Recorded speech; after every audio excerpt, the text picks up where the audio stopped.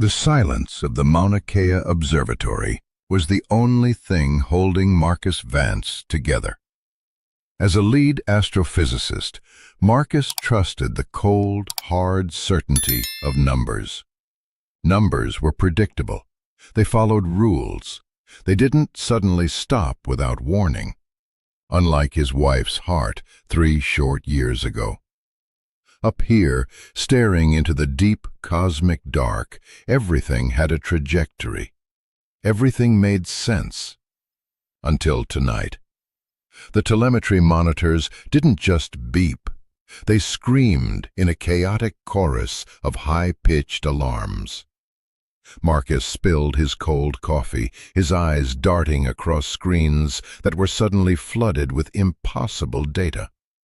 Gravity waves were spiking not from a distant star, but from the empty space just past the moon.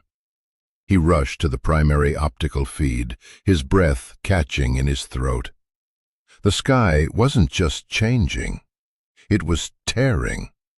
A colossal, jagged wound opened across the canvas of the Milky Way, bleeding a blinding, iridescent light. What if the final battle of a dying god didn't just end a single world, but shattered the walls of every universe ever conceived?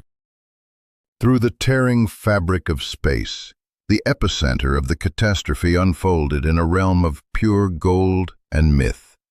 High above the gleaming spires of Asgard, the All-Father Odin stood before a rift in reality itself. It wasn't a portal, it was a localized collapse of existence, a dark, churning mass of antimatter and forgotten timelines. The moment Odin's armored gauntlet made contact with the entity beyond the veil, the cosmos detonated.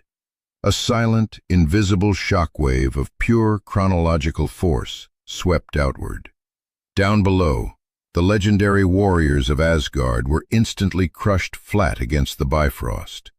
Thick, golden pillars snapped like dry twigs under the foot of a giant. The legendary Rainbow Bridge itself warped and buckled, screaming under the pressure of colliding dimensions. Odin braced his feet, raising his hand to hold back the encroaching void. The stone beneath his boots instantly pulverized into fine, glowing dust. He held the line for a fraction of a second. Then, the second shockwave hit. For the first time in 10,000 years, the All-Father was thrown backward. The fabric of space folded like crushed paper, dragging Odin through a terrifying kaleidoscope of bleeding realities. He was hurled out of the magical realm and violently slammed onto the sleek metallic hull of a vessel entirely alien to his universe. It was the USS Enterprise D. Before the Asgardian king could even push himself up from the gleaming duranium plating, the stars around the ship twisted into a sickening vortex. With a deafening metallic shriek that defied the vacuum of space, a colossal, wedge-shaped Imperial Star Destroyer phased directly through the Enterprise. It didn't crash. It materialized inside it like a massive gray bullet tearing through flesh. Bulkheads crumpled. Screaming crew members were instantly sucked out into the unforgiving chill of the void, trailing behind a chaotic storm of sparking wires and shattered glass. On the bridge, Captain Jean-Luc Picard gripped his console, his voice tearing through the chaos. "All hands, brace!" But the command died in his throat. Reality itself glitched. The universe snapped back, resetting the ships to a fraction of a second before the impact, only to violently smash them together again at a different, agonizing angle. Caught in the violent crossfire of colliding universes, Odin pushed himself off the shuddering hull, his body erupting in a blinding aura of golden energy. From a fracture in the hull of the Star Destroyer, a lone figure vaulted into the void. A Jedi Knight.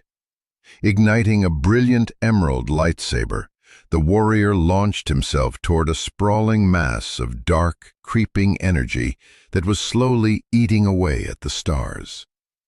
He swung the blade with the force of a master, but there was no impact. The searing plasma of the lightsaber simply vanished the moment it touched the darkness, erased entirely from the timeline. The Jedi froze, confusion paralyzing him for a single, fatal heartbeat. An instant later, his right arm simply ceased to exist, deleted by the encroaching void. Odin did not hesitate. The All-Father drove his fist forward, striking not at armor or flesh, but punching directly into the architectural framework of reality itself. A shockwave of divine golden light erupted, violently warping space across thousands of kilometers. The dark entity recoiled, staggering back a half-step. But the darkness did not fight with fists or lasers. It fought with the very concept of truth. The entity surged forward, its formless mass shifting as it simply rewrote history. The impact of Odin's punch was undone, erased from the narrative of the cosmos as if it had never been thrown. Odin's single eye widened. He was no longer fighting a monster. He was fighting the author of oblivion. Realizing the unimaginable stakes, the All-Father roared, unleashing the absolute entirety of the Odin force. A supernova of divine energy exploded outward, a blinding sphere of pure creation. It swept away everything in its path. Screaming TIE fighters, confused parademons that had slipped through the cracks, and the shattered debris of doomed starships were instantly vaporized in the holy fire. The light consumed the void, burning brighter than a billion suns. And then, as quickly as it had erupted, the light snapped out of existence. The sky went completely, terrifyingly dark. The All-Father was gone. Back on Earth, inside the freezing dome of the Mauna Kea Observatory, Marcus Vance fell to his knees. The screens around him had all flatlined into a unified, screaming static. The orderly, predictable universe he had dedicated his life to measuring was dead. Through the open slit of the observatory dome, the night sky was unrecognizable. Massive, fiery ringed planets hung dangerously close to the Earth's atmosphere. Swarms of biomechanical horrors were pouring out of bleeding red tears in the clouds. But Marcus wasn't looking at the alien armadas. He was staring at his phone. The flight tracker app, tracing his teenage daughter's plane from Los Angeles to Tokyo, had just vanished. Not lost signal. The map itself had warped, displaying coordinates that no longer corresponded to Earth. His chest tightened with a crushing, suffocating terror. The rules of reality were gone. The walls had fallen. And from the fiery skies above, the true nightmare was just descending. The invasion of a broken multiverse had begun, and there was absolutely nowhere left to hide. The cold, thin air of the Mauna Kea summit was suddenly gone, violently displaced by a suffocating gust of ozone, burning sulfur, and the metallic tang of blood. Marcus Vance's fingers scrambled over his keyboard, leaving smears of blood from a jagged cut on his palm where he had crushed his own coffee mug in pure terror. He was desperately overriding the observatory's primary optical arrays, turning the billion-dollar lenses away from deep space and focusing them on the atmospheric anomalies boiling right above Earth. The telemetry data was no longer just anomalous.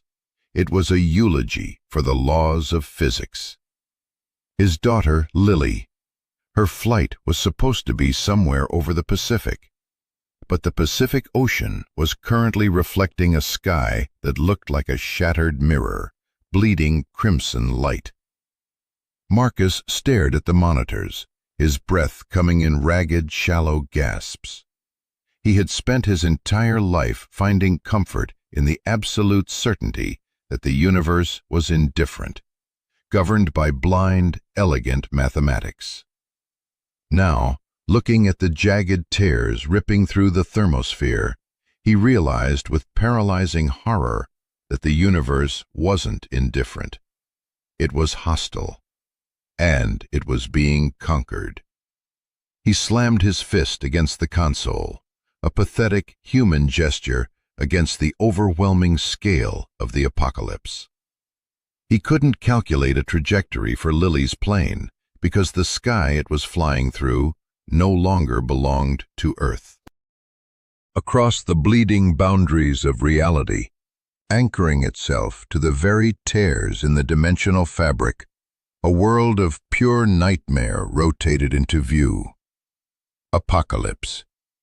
It was not a planet in any traditional sense, but a cosmic slaughterhouse built of screaming, rusted metal and eternal churning fire pits. Deep within its labyrinthine core, a throne of blackened stone sat empty. Darkseid had risen. His massive, granite-like form stood perfectly still amidst the chaotic roar of massive fire geysers and the endless, mechanical screaming of his war factories. He did not issue a verbal command. He did not need to. The Lord of Apokolips simply looked up at the fractured multiverse hanging above his world, and his eyes ignited with a terrifying, absolute crimson. The omega beams erupted from his visage, but they did not seek a single target. They struck the fractured crystalline structure of space-time itself, splintering into hundreds of jagged crimson veins that forced open massive, glowing boom tubes across 1,000 different realities. The invasion did not happen in waves. It happened in a singular, devastating, multiversal heartbeat. In a shimmering utopian system, protected by the United Federation of Planets, the sky violently shattered. It took exactly 8 seconds. A Starfleet planetary defense grid, designed to withstand armadas of advanced starships, was instantly overwhelmed as millions of parademons poured from the blinding white portals. They didn't engage in ship-to-ship combat. They physically swarmed the sleek silver hulls of the defending cruisers like a plague of mechanized locusts, tearing through duranium plating with bare claws and plasma cannons. The agonizing screams of officers were abruptly silenced as the vacuum of space claimed them, the pristine geometry of their fleet replaced by a chaotic swarm of biological horror. The utter lack of tactical logic, the sheer crushing mass of the assault, broke the planet's defenses before the Central Command could even issue a red alert. But the physical assault was only the vanguard of Darkseid's true weapon. Through the gaping wounds in reality, a dark, anti-harmonic resonance bled across the multiverse. The anti-life equation. It wasn't a sound, but a vibration that bypassed the ears and gripped the very soul, whispering the undeniable mathematical proof that hope was a lie, that free will was an illusion, and that existence belonged only to Darkseid. On a distant, ancient world, a Jedi Master sprinted across a grand courtyard, his emerald lightsaber deflecting a storm of plasma fire. Suddenly, he froze.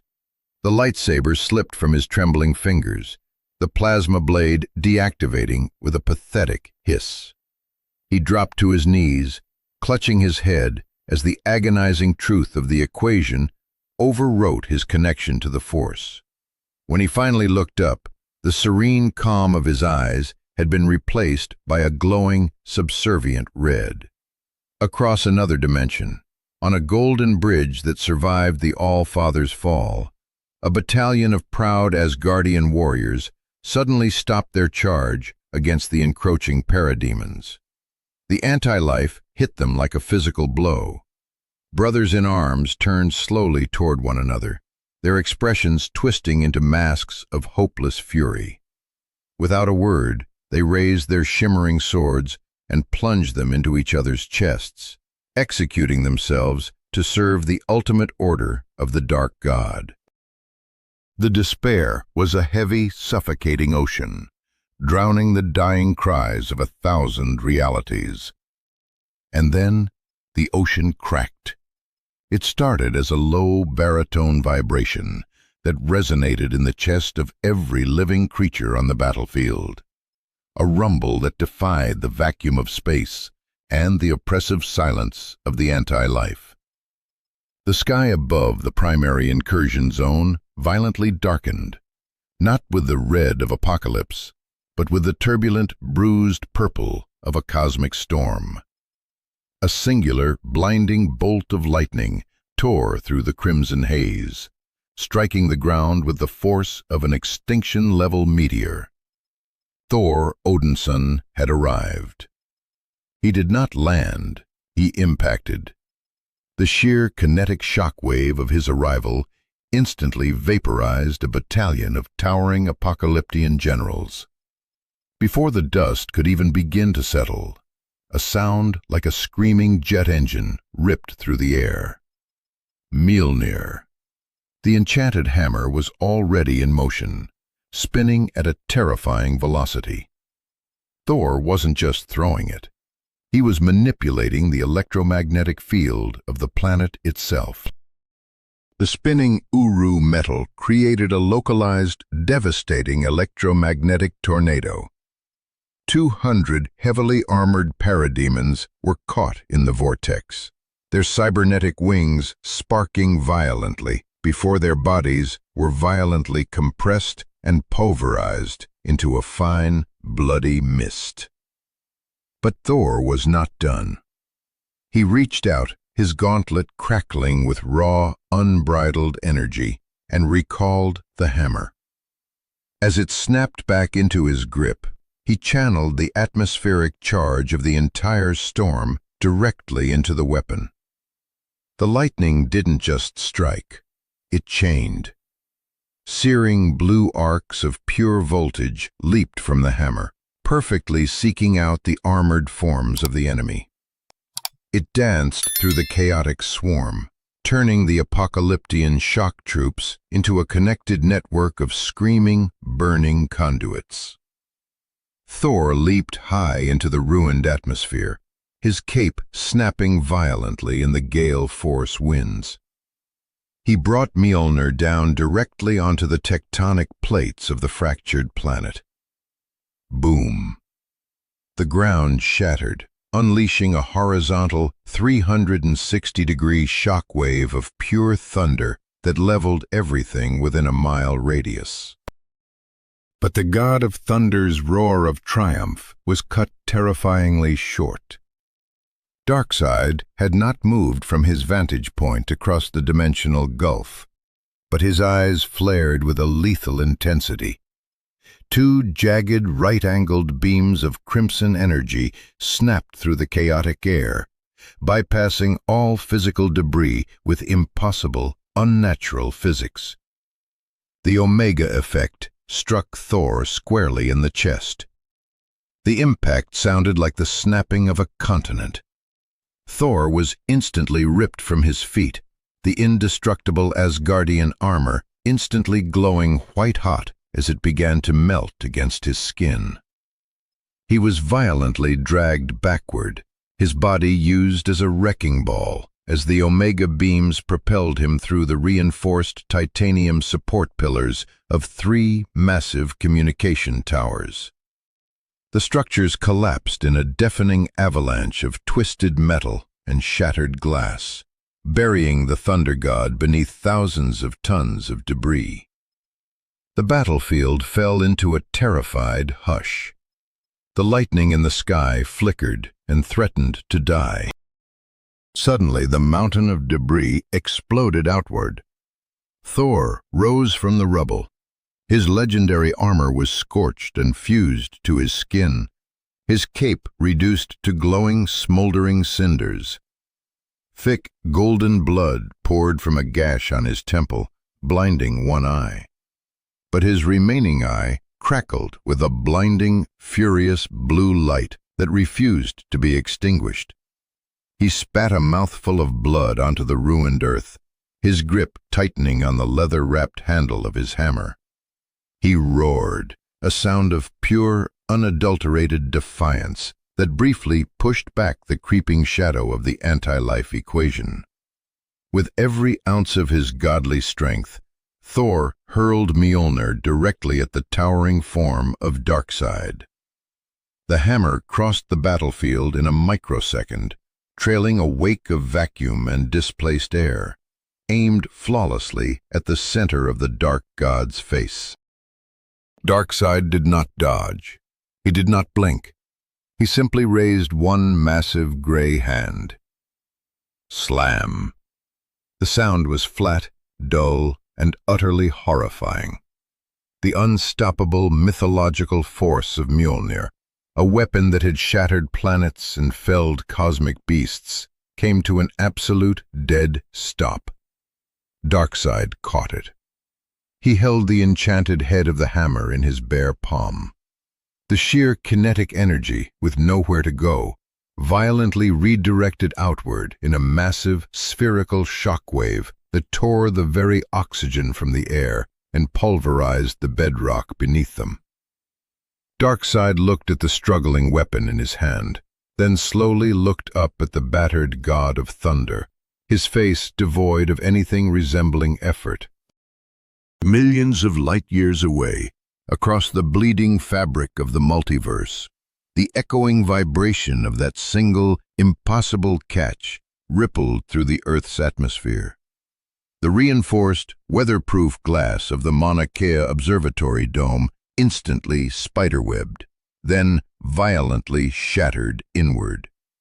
Marcus Vance was thrown brutally backward, his chair splintering beneath him as razor-sharp shards of glass rained down like hail. He lay on the cold concrete floor, bleeding from a dozen small cuts, his ears ringing with a sound that felt like a dying god's final breath. He didn't try to stand. He simply stared up through the gaping hole in the roof. The stars were completely gone. The majestic sweep of the Milky Way, the celestial map he had trusted his entire life, had been wiped away, replaced entirely by a churning, apocalyptic sea of apocalyptian fire. His science was dead. His daughter was lost in a fractured reality he could no longer comprehend. As the terrifying silhouette of a boom tube opened directly above the Hawaiian Islands, Marcus realized the horrifying truth. The gods of the old worlds were failing, their unbreakable weapons caught in the bare hands of a monster. The end had arrived, and unless a miracle of steel and sunlight intervened in the next heartbeat, there would be no universe left to mourn. Marcus Vance tasted copper and ash.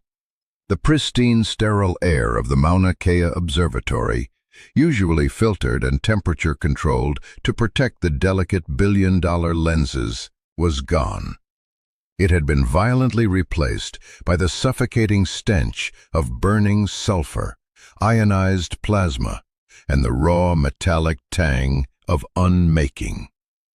Lying on the cold concrete floor, bleeding from a dozen shallow cuts caused by the shattered dome, he looked up at the sky. The boom tube did not hum like a machine. It shrieked. It was a mechanical wail that vibrated deep within Marcus's teeth and rattled the fillings in his jaw. Shadows detached themselves from the fiery, agonizing rim of the portal. Hundreds of them, Then thousands, winged terrors descending upon the Hawaiian Islands like a plague of biomechanical locusts. Paralyzing fear gripped his chest, squeezing his lungs until he gasped for air. His daughter, Lily, she was out there. Her flight was somewhere in that broken, bleeding sky. His primal instinct screamed at him to curl into a tight ball, to press his face to the concrete and wait for the inevitable end. But the cold, fiercely analytical part of his brain, the part that had spent decades mapping distant quasars and calculating precise orbital mechanics, suddenly flared into defiant life. The numbers were dead, yes. The predictable laws of physics had been murdered in front of his eyes. But data was still data. The universe was rewriting itself, and he was a witness. He made a choice. He would not die a passive observer in the dark. Gritting his teeth against the pain, Marcus dragged himself across the glass-strewn floor, his bleeding hand leaving a smeared red trail on the gray concrete. He hauled himself up to the primary server rack. With frantic, trembling fingers, he bypassed the safety locks and yanked the master optical drive from its heavy bay. It contained the last recorded telemetrics of the universe before the sky broke. It was the final, undeniable proof of what humanity had lost. Clutching the heavy, rectangular metal drive tightly to his chest like a newborn child, he scrambled toward the heavy steel door of the subterranean backup generator room. Just as Marcus hurled his weight against the heavy steel door, the sky above the Pacific Ocean did not merely burn, it screamed. A sonic boom of unimaginable, planet-cracking magnitude shattered the few remaining windows of the lower facility compound.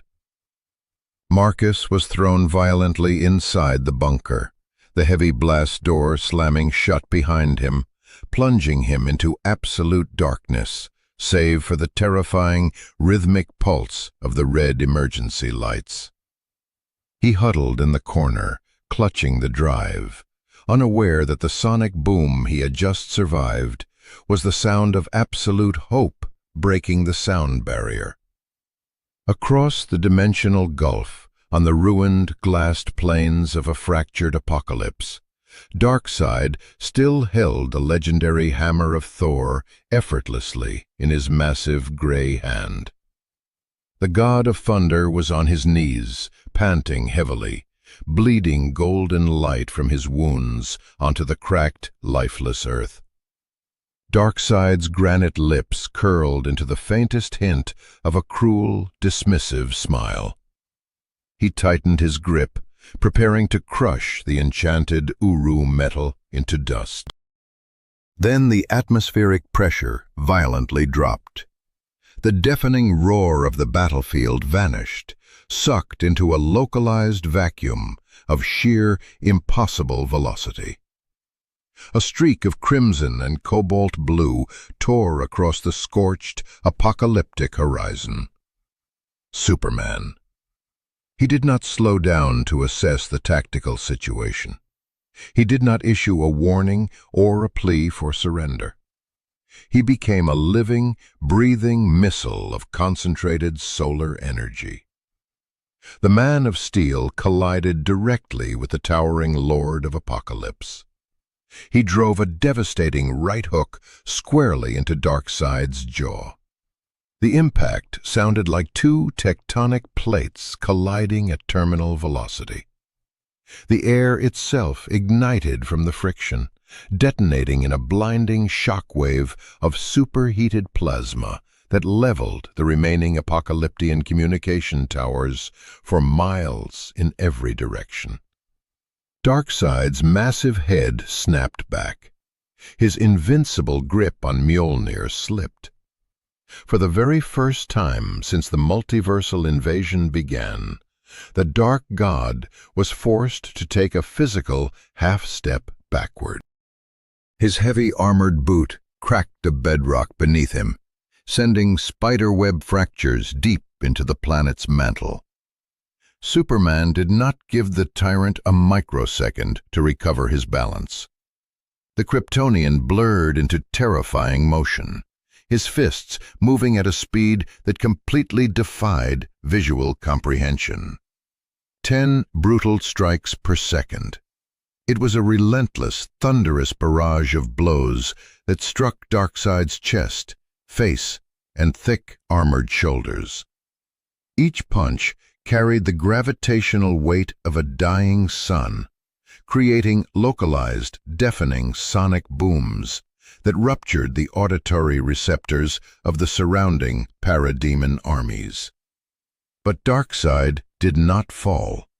He stood his ground, absorbing the cataclysmic kinetic energy. His eyes, burning with a terrifying, hateful light, locked on to Superman. At point-blank range, with Superman's fist buried deep into the metal of his chest plate, Darkseid fired. The Omega beams erupted directly into Superman's torso.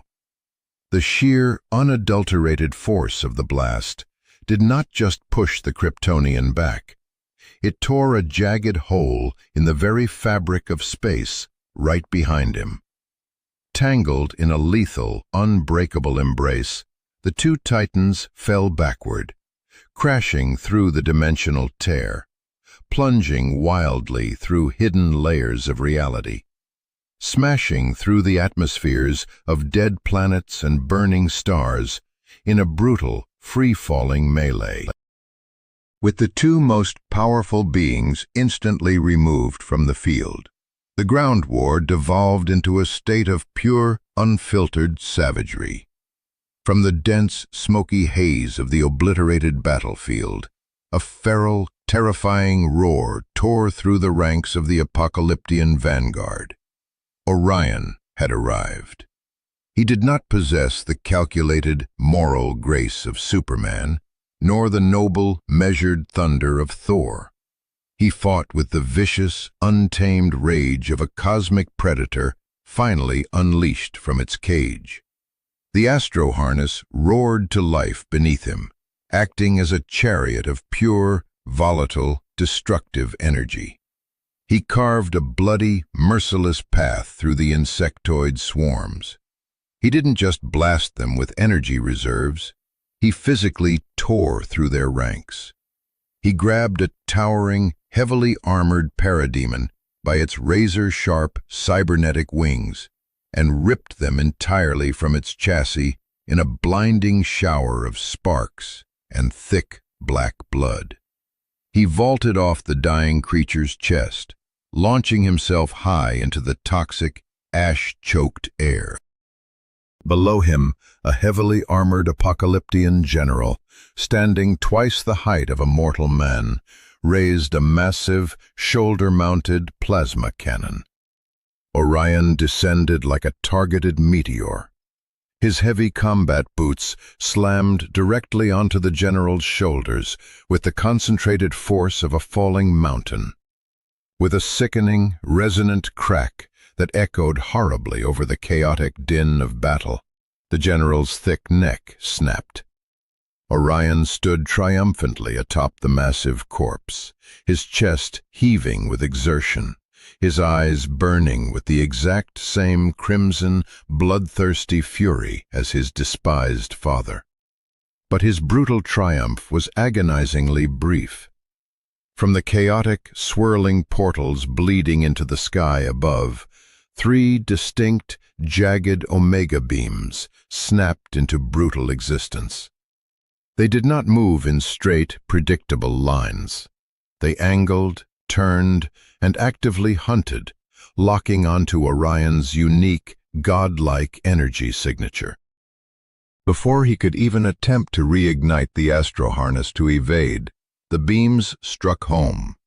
One violently pierced his left shoulder, another shattered his right knee, and the third wrapped entirely around his chest, like a burning, ethereal chain of pure agony.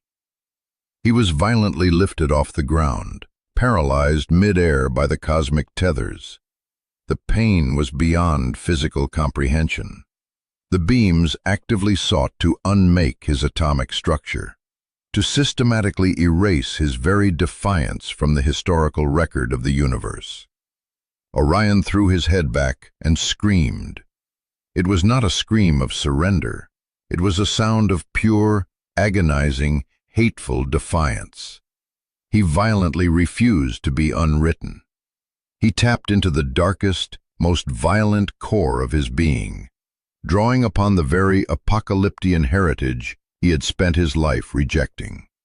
His muscles bulged unnaturally, tearing his own protective armor from the inside out. With a final roar that shook the very foundation of the ruined planet, he flexed.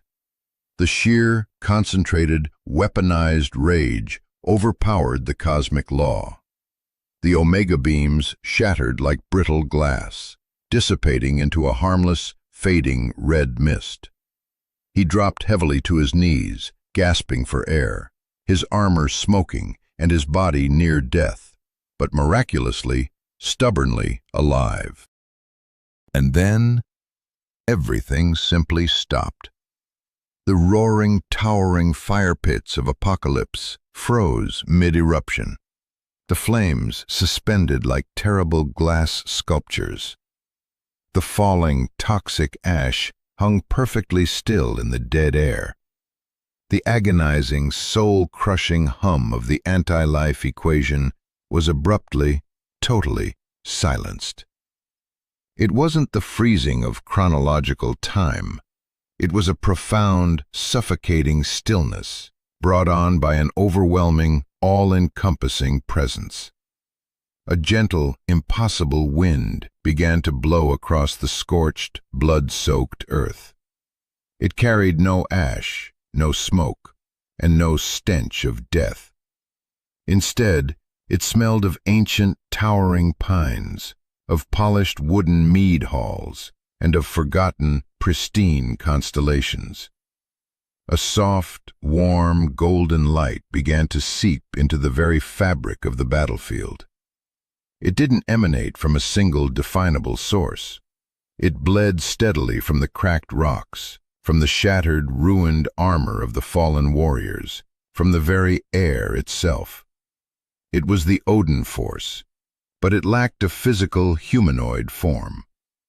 Odin, the All-Father, was gone, violently erased from the physical plane.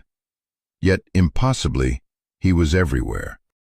Back on the ruined, glassed plains, a new boom tube tore open. Darkseid stepped out, his impenetrable armor severely cracked and smoking from his unseen, multiversal free-fall battle with the Kryptonian. He stopped, his heavy boots grinding into the dirt, and looked at the glowing golden mist surrounding him. He did not show fear. The Lord of Apokolips was incapable of the emotion. He showed absolute, cold, mathematical calculation. He slowly raised his eyes, and the Omega effect flared to life with blinding, lethal intensity. He did not aim at a person. He fired a massive, sustained, devastating beam of pure unmaking directly into the heart of the formless golden light. The moment the destructive crimson energy touched the gentle golden mist, reality itself violently fractured. The Omega beam, a cosmic weapon designed to flawlessly track and destroy a single, specific target across all of time and space, hit a target that was suddenly, terrifyingly infinite. The single massive red beam violently splintered. It branched into 2, then 10, then 10,000, then millions of microscopic, blinding crimson threads. Each infinitely small thread tracked a different, vibrating resonance of the All-Father. Each thread violently pierced a different alternate reality, a different branching timeline where Odin had made a slightly different choice. struck a different blow, or spoken a different word. The sheer, unimaginable computational weight of tracking infinity caused the local space around Darkseid to violently, audibly distort. The sky above them fractured into a million mirrored crystalline panes, each reflecting a different battle, a different universe, a different dying world. Darkseid had attempted to execute a single god, but instead, his unyielding absolute power had struck the very concept of infinite existence itself. The system was breaking under the paradox. Deep underground beneath the smoking ruins of the Mauna Kea Observatory, huddled in the claustrophobic dark of the bunker, Marcus Vance felt the golden wind. It impossibly seeped through the airtight seals of the heavy steel door, gently blowing the concrete dust from his bleeding hands. For a fleeting, agonizing second, his human mind was violently flooded with impossible, branching visions. He saw Lily sitting safely in a sunlit Tokyo cafe. He saw Lily screaming, trapped in a burning fuselage plummeting into the Pacific. He saw Lily glowing with terrifying celestial power, leading an army of light. Thousands of distinct possibilities, thousands of branching, contradictory paths crashing into his consciousness all at once. The sheer, crushing weight of infinite probability drove him to his knees.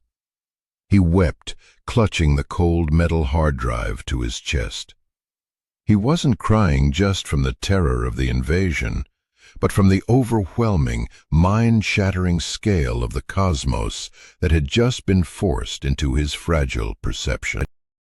The absolute certainty of his before, his lifelong reliance on singular, measurable, undeniable truths, was completely and utterly annihilated. He was no longer a man who believed the universe was a math equation waiting to be solved. He was transformed into a man who understood that truth was now a shattered, bleeding mirror. His observatory was a graveyard of useless glass. The isolated, predictable safety of his home planet was permanently, violently stripped away. There was no going back to safely looking through a telescope at distant stars. The war had irreversibly escalated. It was no longer a physical invasion of Earth. It was a desperate, chaotic, multiversal war for the very concept of reality itself. And as the thick concrete bunker walls began to groan and crack under the weight of shifting, localized dimensional tectonic plates, Marcus knew he could not hide in the dark. He had to survive. He had to climb back up to the surface and witness the fractured, bleeding world. Because out there, in one of those infinite, terrifying splinters of golden light, his daughter was waiting to be found, and he was the only one left to record the path. The heavy steel door of the subterranean bunker groaned, the thick hinges screaming in protest, as Marcus Vance threw his entire body weight against the locking mechanism. The world outside the Mauna Kea Observatory had gone terrifyingly silent, a vacuum of sound that pressed painfully against his eardrums. When the door finally gave way, it didn't swing open. It was violently sucked outward by a sudden shift in atmospheric pressure. Marcus stumbled into the ruins of the lower facility. The concrete walls were sheared clean off, exposing the interior to a sky that defied every law of physics he had ever dedicated his life to understanding. He crawled over the pulverized remains of his life's work. The cold metal of the data drive pressed desperately against his chest. Dust, smelling of burned ozone and vaporized copper, coated his throat, making every agonizing breath a battle. He finally reached the jagged precipice of where the floor simply ended. He looked up, expecting to see the stars he knew by heart. Instead, he saw a fractured mosaic of bleeding realities. The golden light of the fallen All-Father had not healed the universe. It had shattered it into a billion shimmering, overlapping panes of glass. And in each pane, a different apocalypse was screaming its way into existence. The sheer visual data flooding Marcus's retinas was paralyzing. In one jagged tear in the sky, he saw a sprawling metallic city suspended in zero gravity, burning as biomechanical horrors swarmed its silver spires. In another, a vast fleet of sleek, saucer-shaped starships was being systematically crushed by an invisible, crushing cosmic weight. The golden energy of Odin was a chaotic web holding the broken pieces of the multiverse together, but at a terrible, agonizing cost. The golden light was acting as a two-way mirror. Marcus realized with a sickening lurch in his stomach that the beings fighting on the other side of those dimensional rifts could look down and see Earth. They could see him. The protective isolation of his home world was gone forever. He watched, helpless, as a massive burning chunk of alien debris, something that looked like a jagged black obelisk, fell from one of the rifts and impacted the Pacific Ocean miles below. The resulting tsunami didn't obey normal gravity. The water rose in a slow, suspended pillar, caught in the conflicting gravitational pulls of three different dimensions overlapping at once. Marcus clutched the drive harder, his knuckles turning white. The universe was dying, and it was taking all the others with it. Through the largest, most violent rift directly above the islands, the dimensional barrier was thin enough to project the sounds of a war that dwarfed human comprehension. It was a chaotic, bleeding intersection between the molten hellscape of Apokolips and the shattered remnants of an Earth city. The sky above this merged battlefield was torn wide open. The residual, suffocating fog of the anti-life equation still clung to the shattered bedrock, a clinging black mist that sought to strangle the will of anything that drew breath. At the absolute epicenter of this devastation, Darkseid stood perfectly still. His massive, granite-hewn body radiated an oppressive, gravitational weight that caused the loose debris around him to slowly orbit his boots. The Lord of Apokolips had survived the multiversal freefall. He waited, a monolith of pure, calculating cruelty, amidst the golden, shimmering echoes of Odin's lingering magic. The battlefield was trapped in a terrifying, held breath. And then the silence was violently shattered by a sound that tore through the dimensional veil and rattled Marcus's teeth in his skull. A blinding, jagged bolt of pure, unfiltered lightning violently bisected the sky, vaporizing the black mist of the anti-life in an instant. Thor Odinson descended. He did not land. He impacted the bedrock with the force of a tectonic shift. A perfect, searing ring of electrical plasma exploded outward from his boots. A fraction of a microsecond later, the atmosphere directly above him detonated with a deafening triple sonic boom. Superman arrived, a streak of primary colors and unyielding kinetic force, cratering the earth right beside the god of thunder. The two champions stood shoulder to shoulder, a final, defiant line drawn in the ashes of a broken world. They did not exchange words. The scale of the threat had burned away the need for language. They simply offered a single, synchronized nod. Thor initiated the strike. With a guttural roar, he hurled Mjolnir. The enchanted hammer broke the sound barrier instantly, screaming through the air, pulling a massive, twisting tornado of blue lightning in its wake. It was a strike meant to shatter continents. Darkseid did not flinch. He did not attempt to evade the mythological projectile. He simply raised his massive gray hand, his palm open and waiting. The impact was an auditory nightmare, a flat, dull, catastrophic thud that sent a shockwave of displaced air tearing across the plains. Darkseid caught Mjolnir. The unstoppable force met the immovable object, and the immovable object held firm. But Thor was not aiming for a killing blow. He was aiming for leverage. The instant Darkseid's fingers closed around the Uru metal, Thor violently snapped his arm back, mentally commanding the hammer to return. The sheer, terrifying momentum of the recall did not rip the hammer from Darkseid's grip. Instead, it violently yanked the colossal tyrant forward, throwing the dark god entirely off his center of gravity. That single, microscopic window of vulnerability was all the Man of Steel needed. Superman vanished from human perception. Darkseid stumbled forward a fraction of an inch.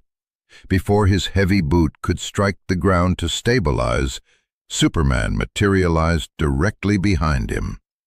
The Kryptonian drove a devastating, full-power right hook directly into the base of Darkseid's thick, armored neck. The sound of the blow was like a cannon firing inside a sealed vault. A perfectly spherical shockwave of compressed air exploded outward, instantly vaporizing 100 parademons that had dared to circle too close. Darkseid's massive head was violently snapped forward, his iron grip on Mjolnir finally faltering. Before the tyrant could even register the pain, Thor closed the distance. The thunder god spun on his heel, catching his returning hammer mid-air, and used the brutal momentum of his spin to drive the weapon directly into Darkseid's exposed ribs. The sickening crack of divine bone fracturing echoed across the battlefield. Thor immediately followed up, reversing his grip and driving an uppercut with the head of the hammer directly beneath Darkseid's granite jaw. The combined, incomprehensible force of the two strikes violently launched the Lord of Apokolips off the ground, sending his massive frame hurtling into the toxic, ash-choked air. This was the opening they had fought for. Superman blurred upward, ascending faster than the falling god. He met Darkseid in the sky with a brutal, rising uppercut that pushed the tyrant even higher into the stratosphere. Simultaneously, Superman unleashed a blinding, point-blank barrage of solar heat vision. The twin beams of absolute concentrated stellar fire slammed into Darkseid's chest plate, pinning him mid-air, the armor glowing a terrifying, searing white. Down below, Thor crouched low, the ground beneath his boots melting into slag. He leaped, propelling himself upward like a fired missile, his entire body wreathed in a blinding, crackling aura of divine lightning. He spun in the air, channeling the entirety of the storm into his leg, and delivered a devastating, lightning-infused burst kick directly into the center of Darkseid's chest, right where the heat vision was melting the armor. The convergence of three distinct, unimaginable forces: the relentless, upward kinetic drive of Superman's flight, the localized core temperature of a main-sequence star from his eyes, and the sheer, unbridled electromagnetic wrath of an Asgardian storm created an anomaly. The space surrounding the three titans began to violently bend and warp. To Marcus, Watching through the dimensional rift from Earth, the sky looked like a digital screen aggressively glitching. The light around them shifted into strange, impossible spectrums. The sheer physical pressure of the assault was attempting to crush Darkseid on an atomic level. For 3 agonizing, brilliant seconds, the tyrant was entirely engulfed in a blinding sphere of pure, destructive energy. The surviving forces of Apokolips below paused, their collective hive mind stuttering in terrified confusion. It seemed, for one fleeting, beautiful moment, that the monsters could bleed. It seemed that gods could be broken. Then, from the absolute center of the blinding white sphere, a sound emerged. It was not a scream of pain. It was a low, resonant, terrifyingly calm growl that vibrated through the very marrow of everyone who heard it. The light violently shattered. Darkseid's arms swept outward, completely dismissing the combined energy of the 2 heroes as if swatting away a swarm of insects. His eyes did not just glow, they erupted. The Omega beams did not fire in straight, predictable lines. They snapped into existence as jagged, terrifyingly intelligent crimson entities. They moved with a hateful, sentient purpose, instantly bending at impossible right angles to bypass the debris of the battlefield. One beam locked its devastating trajectory onto the Man of Steel. The second beam violently tracked the falling god of thunder. They were not just weapons of heat or force. They were localized equations of absolute erasure, actively calculating the exact mathematical coordinates required to end their target's existence. Superman saw the Crimson Death approaching. His Kryptonian mind processed the trajectory in a microsecond. He violently shifted his flight path, banking at a speed that tore a vacuum in the atmosphere. The first Omega beam missed his shoulder by millimeters, but it did not dissipate. It hit an invisible spatial wall and instantly ricocheted, looping back with increased velocity. Superman twisted, diving through a collapsed building, trying to put mass between himself and the beam. It was useless. The beam effortlessly phased through the steel and concrete, re-emerging to strike Superman squarely between the shoulder blades. The impact was cataclysmic. The Man of Steel was violently hurled forward, his body skipping across the jagged, ruined earth like a stone on water, tearing a trench a mile long before smashing completely through the base of a jagged mountain range. Above him, Thor could not maneuver in mid-air. The second beam struck him dead in the chest. The absolute, unmaking force of the Omega effect hit the Asgardian with the weight of a dying star. The sound of Thor's indestructible armor violently cracking echoed across the shattered plains like a gunshot in an empty cathedral. The protective magic of Asgard screamed as it was systematically overwhelmed by the cold, calculating mathematics of Apokolips. Thor was violently dragged out of the sky, slamming into the bedrock with enough force to trigger localized seismic tremors.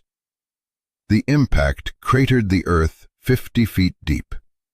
Mjolnir, slipping from his paralyzed grasp, hit the dirt a dozen yards away, its blue lightning flickering and dying down to a dim, erratic pulse. Thor lay in the crater, his breath coming in ragged, bloody gasps. His vision swam. The oppressive, soul-crushing weight of Darkseid's absolute authority pressed down on his chest, demanding he stay down, demanding he yield. Miles away, the mountain range exploded outward. Superman dragged himself from the rubble, His iconic cape was shredded, his invincible suit burned and torn. He tasted his own blood, a metallic alien reminder of his sudden, terrifying mortality. He did not immediately launch himself back into the fray. He hovered, his super hearing filtering out the chaotic noise of the battlefield, focusing entirely on the hum of the Omega energy. He analyzed the data. The beams tracked consciousness. They tracked the will to resist. Superman slowed his breathing, suppressing his immediate instinct to attack. He began to fly in a wide, unpredictable orbit around Darkseid, constantly changing his elevation and velocity. He became a chaotic variable, forcing the Omega effect to constantly recalculate his position. The air screamed as he continuously broke the sound barrier, creating a web of sonic booms intended to disorient and distract the tyrant. He was buying time.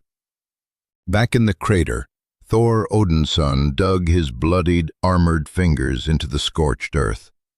He refused to die on his knees. He pushed himself up, every muscle fiber screaming in agony. He did not reach for his hammer. Instead, he reached into the sky.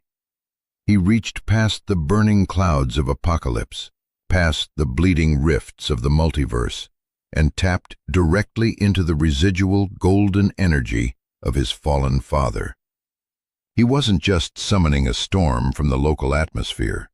He was violently pulling lightning from 1,000 different fractured Earths. The sky above the battlefield turned a bruised, terrifying black. The air pressure dropped so rapidly that parademons began to explode from the sudden decompression. It wasn't just thunder. It was the synchronized rage of 100 broken timelines converging on a single point. Marcus Vance, watching through the rift, felt the hair on his arms stand up. The air inside his bunkers smelled of pure ozone. Superman saw the sky darken. He heard the impossible, multiversal crackle of energy gathering above. He stopped his evasive flight path, hovering directly above Darkseid, presenting himself as a perfect, stationary target. "Now!" The Kryptonian's voice tore through the atmosphere, a command that shook the bedrock. Thor, his eyes bleeding pure, blinding blue light, slammed his bare fists into the ground. The entire sky detonated. It wasn't a bolt of lightning. It was a pillar of absolute, divine judgment. A column of blinding, white-blue plasma, a mile wide, crashed down from the heavens, completely engulfing Darkseid. Simultaneously, Superman folded his arms back and dove directly down into the center of the lightning strike. As he descended, he absorbed the terrifying, raw voltage into his alien cells, simultaneously unleashing the absolute maximum yield of his heat vision.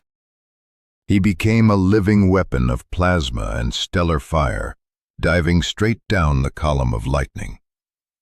It was a catastrophic, synchronized fusion of raw power. Thor extended his bloody hand. Mjolnir violently ripped itself from the earth, flying back to his grasp. With a final, agonizing roar, the god of thunder poured every remaining ounce of his life force into the weapon. The Uru metal glowing a dangerous, volatile white. "For Asgard!" Thor launched himself into the air, spinning with terrifying velocity, bringing the hammer down just as Superman's plasma-infused strike hit Darkseid from above. The Thunder God strike connected with the back of Darkseid's knee. The impact was not a sound. It was an absence of sound. It was a physical blank spot in reality. A blinding, absolute white light swallowed the entire battlefield, completely erasing all shadows, all ruins, all combatants from existence. The shock wave that followed hit the dimensional rifts like a physical tidal wave. On Earth, Marcus Vance was thrown violently against the cold steel of the bunker wall, his ears bleeding from the sudden catastrophic shift in pressure.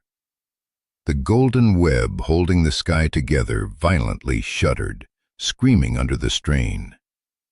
For a long, terrifying minute, there was only blinding white light and the deafening ringing of near-total annihilation. Slowly, agonizingly, the light began to fade.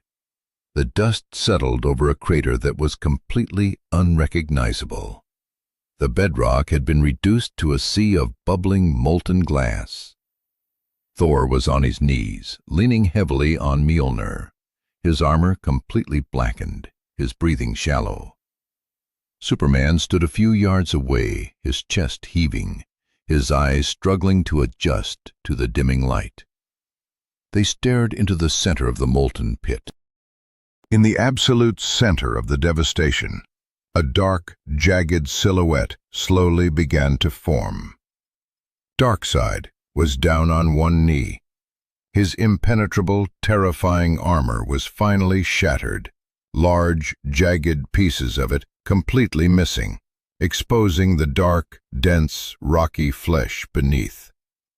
Deep, glowing red fissures ran across his chest and face, leaking a terrifying, volatile, cosmic energy.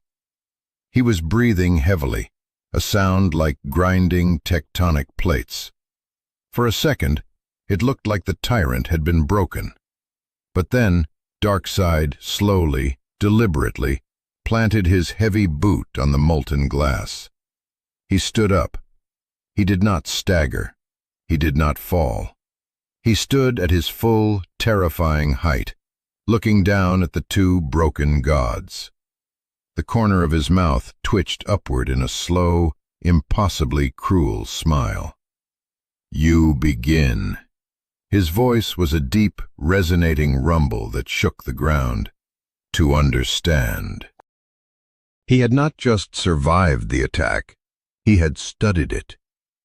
Darkseid closed his eyes, and the crimson glow bleeding from his wounds violently flared. The Omega energy did not just return, it mutated. It reached out not to strike Thor or Superman, but to aggressively latch on to the shimmering, fractured golden rifts of Odin's lingering magic. Darkseid was not just fighting in the multiverse anymore. He was actively hijacking it. He was pulling the raw, chaotic energy of the infinite branching timelines into his own body. The very fabric of reality groaned under his command. The terrifying realization hit Superman first. Darkseid wasn't weakened by the multiversal splintering. He was using the infinite chaos as a battery. The tyrant raised his hand, and the golden light in the sky began to sicken, turning a dark, bruised, corrupted red. Back in the bunker, Marcus Vance dragged himself up to the shattered viewport. His hands were trembling uncontrollably, leaving smears of blood on the cold steel. The beautiful, chaotic, shimmering golden mosaic of the fractured sky, the visual representation of infinite hope and choice left behind by Odin, was actively dying. He watched in absolute paralyzing horror as the golden rifts were violently infected, turning into angry, bleeding red scars. The rules had changed again. The heroes hadn't just failed to stop Darkseid. Their ultimate, desperate attack had inadvertently taught the god of evil how to weaponize the multiverse itself. Marcus clutched his data drive. The cold, hard truth settled in his gut like swallowed lead. The before was gone. The hope of a clean victory was dead. If Darkseid could absorb the infinite, then the only way to kill him would be to cut off his power source. The only way to save whatever universe remained was to permanently sever and sacrifice all the others. And Marcus, watching the sky bleed, knew that this impossible choice was coming, and the cost would break whatever was left of their humanity. The bunker grew suffocatingly hot. The thick, reinforced concrete walls, engineered to withstand a direct megaton nuclear impact, actually began to sweat. Marcus Vance dropped the heavy metal data drive. It clattered against the shattered, glass-strewn floor, the sound instantly swallowed by a low, agonizing hum that was actively vibrating through the Earth's tectonic plates. He dragged his bleeding hands across the main observatory console. The primary optical lenses were completely dead, melted into useless slag. But the deep space telemetry sensors, buried deep within the mountain's bedrock, were still aggressively feeding him raw, unfiltered data. It was not data from the physical, measurable universe. It was a terrifying mathematical translation of the metaphysical butchery happening in the bleeding skies above. Marcus stared at the cascading numbers, his human mind violently struggling to process the scale of the atrocity. Darkseid was not just recovering, he was expanding. The localized tyrant of a single, terrible reality was forcefully rewriting his own atomic structure to accommodate the infinite. The golden, shimmering mosaic of alternate timelines that Odin had left behind, the beautiful, chaotic web of infinite choices and branching paths, was being systematically poisoned.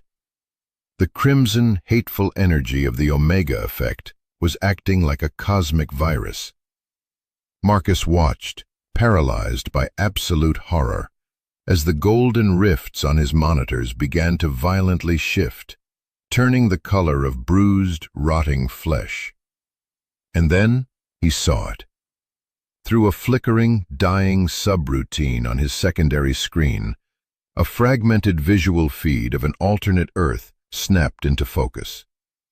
It was a timeline where the invasion had not yet struck. A timeline where the sky was still a gentle, untroubled blue. In that timeline, the telemetry showed a passenger jet safely descending toward a sunlit runway in Tokyo. Lily, his daughter, alive, safe, unaware of the cosmic slaughter happening across the dimensional veil. Marcus slammed his fists against the console, a primal, tearing sob ripping from his throat.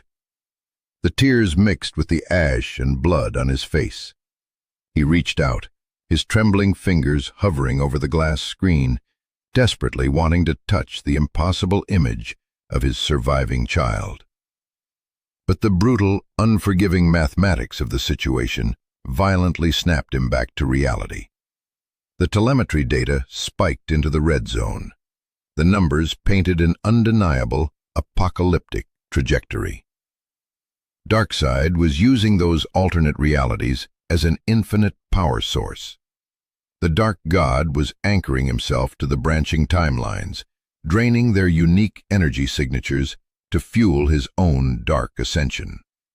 And in exactly 4 minutes, the parasitical drain would reach critical mass. Darkseid would become an omnipresent singularity. He would exist everywhere, in every timeline, simultaneously. To win, to truly become the god of all things, he just needed to consume the entire web. Marcus Vance was a man of science. He understood the cold, mechanical brutalism of a parasite. To kill a parasite that has fully entrenched itself into a host, you cannot just attack the parasite. You have to burn the host.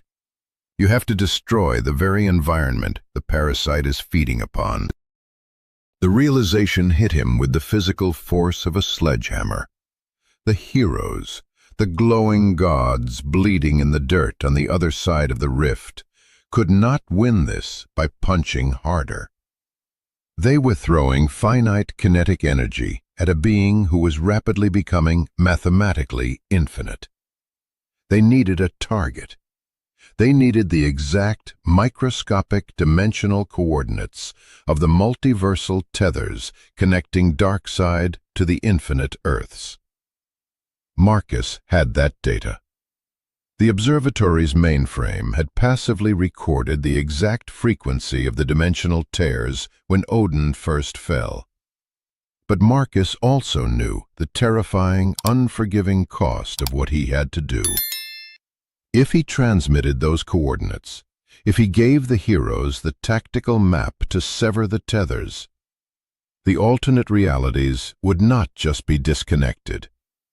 Without Odin's magic holding them naturally in place, a forced severing would cause a catastrophic, localized collapse. The alternate timelines would simply cease to be. He looked back at the flickering screen, the Tokyo skyline, the descending plane. Lily. "I'm sorry," Marcus whispered, his voice cracking into a jagged, broken rasp.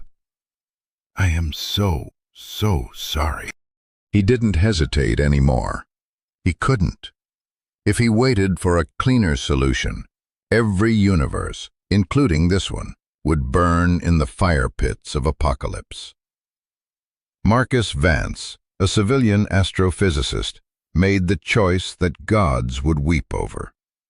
He rerouted the observatory's subterranean communication array, bypassing the destroyed orbital satellites, and locked the deep Earth tight beam laser directly onto the localized gravitational anomaly of the battlefield. He didn't send a voice message. He sent a burst of pure, unadulterated mathematical data. A highly encrypted, dense packet of dimensional coordinates.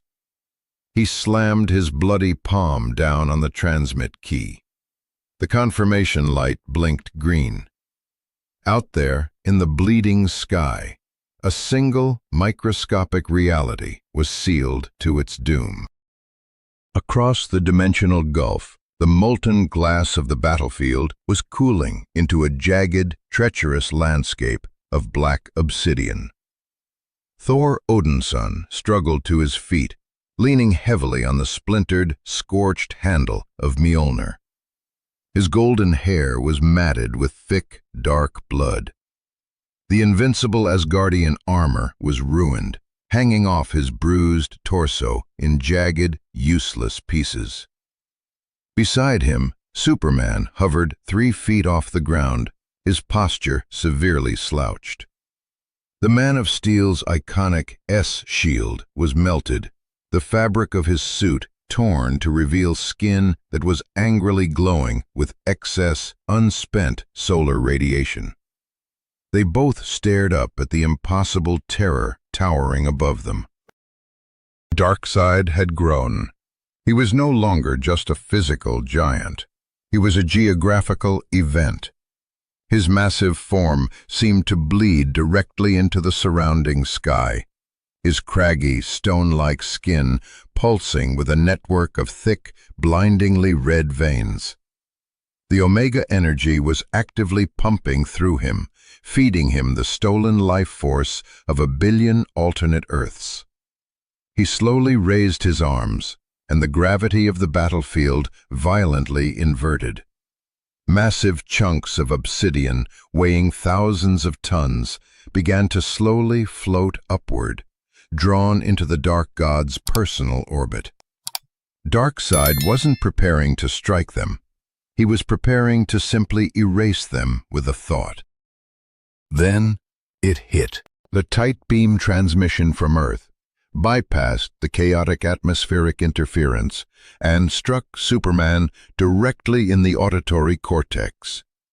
It wasn't a sound. It was an agonizing, high-frequency burst of pure numerical data. Superman violently grabbed his head, dropping to his knees on the black glass. His Kryptonian brain, capable of processing information faster than a supercomputer, instantly decoded the mathematical burst. He saw the map. He saw the glowing, microscopic tethers connecting Darkseid to the multiverse. And, with his terrifyingly perfect intellect, he instantly calculated the horrific consequence of targeting those tethers. Superman looked up.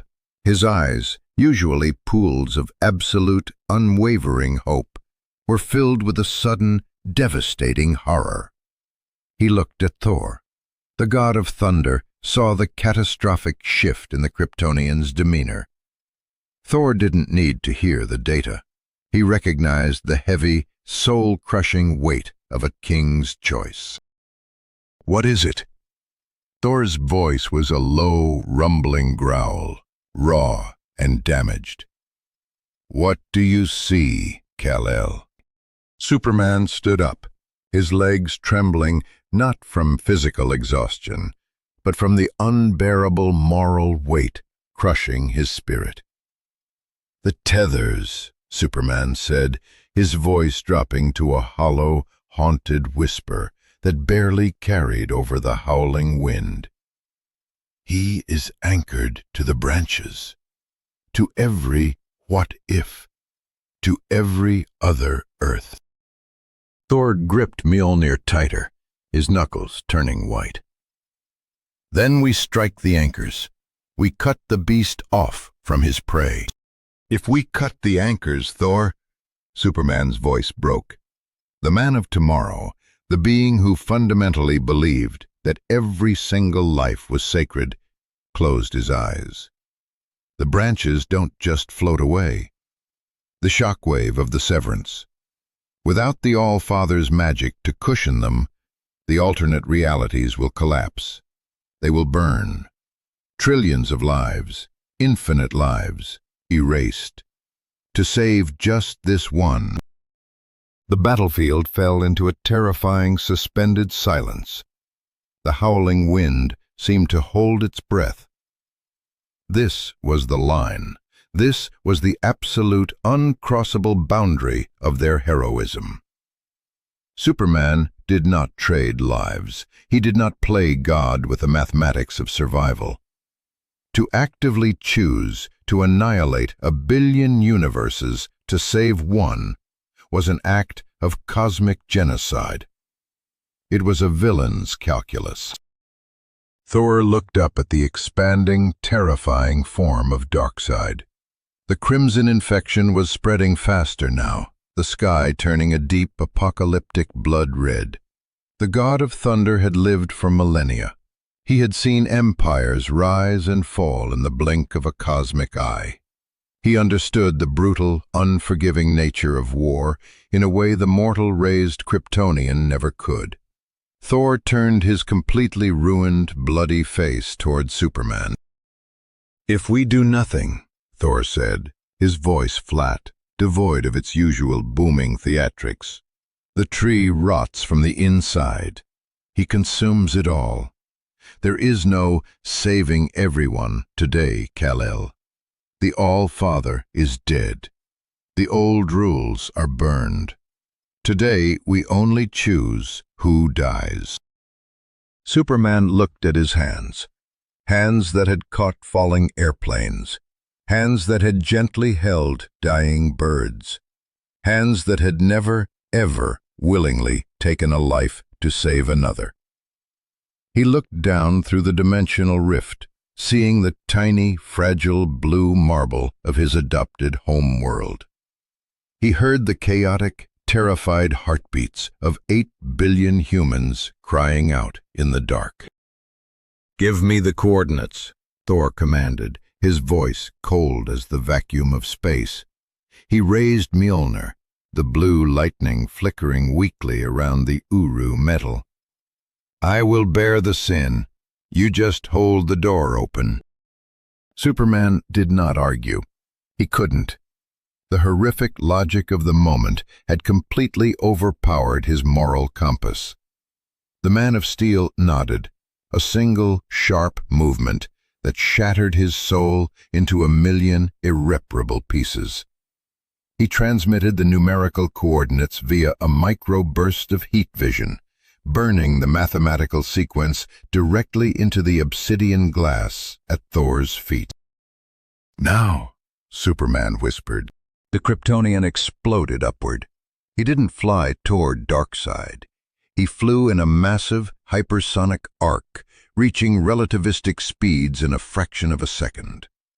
He became a blur of red and blue, circling the entire battlefield. He wasn't attacking. He was corralling. With his bare hands, Superman physically grabbed the invisible, localized distortions in space-time, the metaphysical red threads connecting Darkseid to the multiverse. The raw cosmic friction of touching the dimensional tethers violently burned his hands, searing the indestructible Kryptonian skin down to the bone. Superman screamed, an agonizing, horrific sound of pure torment. But he did not let go.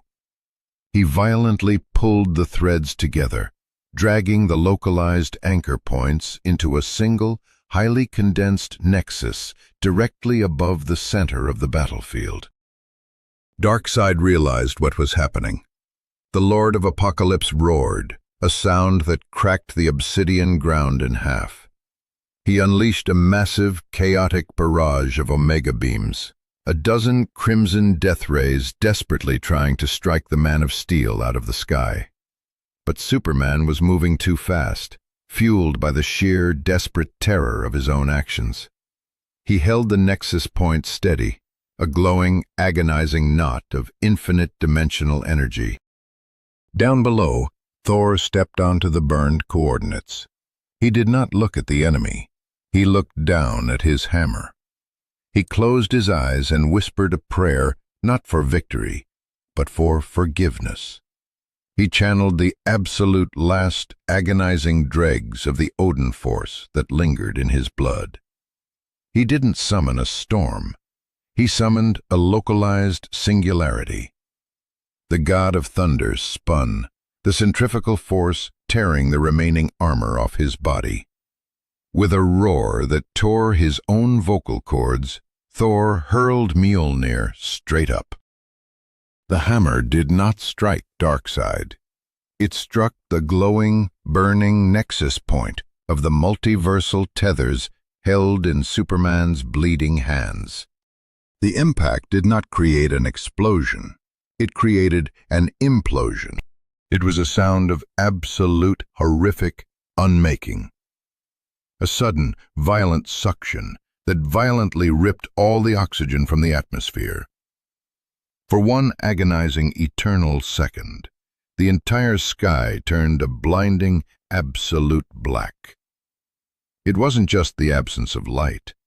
It was the absence of existence. Through the massive, overlapping dimensional rifts, the catastrophe unfolded in horrific, silent, slow motion. Entire planets simply turned to ash in an instant. Billions of stars violently went dark. Trillions upon trillions of lives, infinite histories, infinite loves, infinite futures, all completely, irreversibly snuffed out in a single, devastating heartbeat. The beautiful, chaotic branching tree of the multiverse was violently, brutally pruned, leaving only a single, traumatized trunk remaining. The shockwave of the severance hit the battlefield. Darkseid was violently, abruptly disconnected. The infinite, agonizingly vast power he had absorbed was ripped from his atomic structure in a microsecond. The dark god let out a sound he had never made before in the history of the cosmos. It was a scream of genuine physical pain. His massive, towering form violently collapsed inward. The red, glowing veins in his rock-like skin shattered like cheap glass, spraying thick, black cosmic blood across the ruined earth. Darkseid crashed down onto the black obsidian, a god cast down into the dirt, entirely cut off from the infinite. Superman plummeted from the sky. He hit the ground like a dead weight, creating a massive crater in the black glass. His hands were charred, smoking ruins. He didn't try to stand up.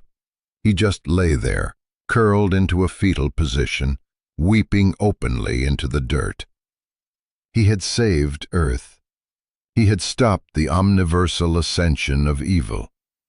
And he had become the greatest mass murderer in the history of all creation to do it. Thor stood amidst the falling ash, Mjolnir returning weakly to his scarred, bloody hand. The thunder god did not cheer. He did not raise his weapon in victory. He simply stared blankly ahead, his one good eye hollow and dead. The deed was done. The sin was permanently etched into his immortal soul. Deep beneath the surface of the earth, in the ruined, pitch-black bunker of the Mauna Kea Observatory, Marcus Vance sat perfectly still.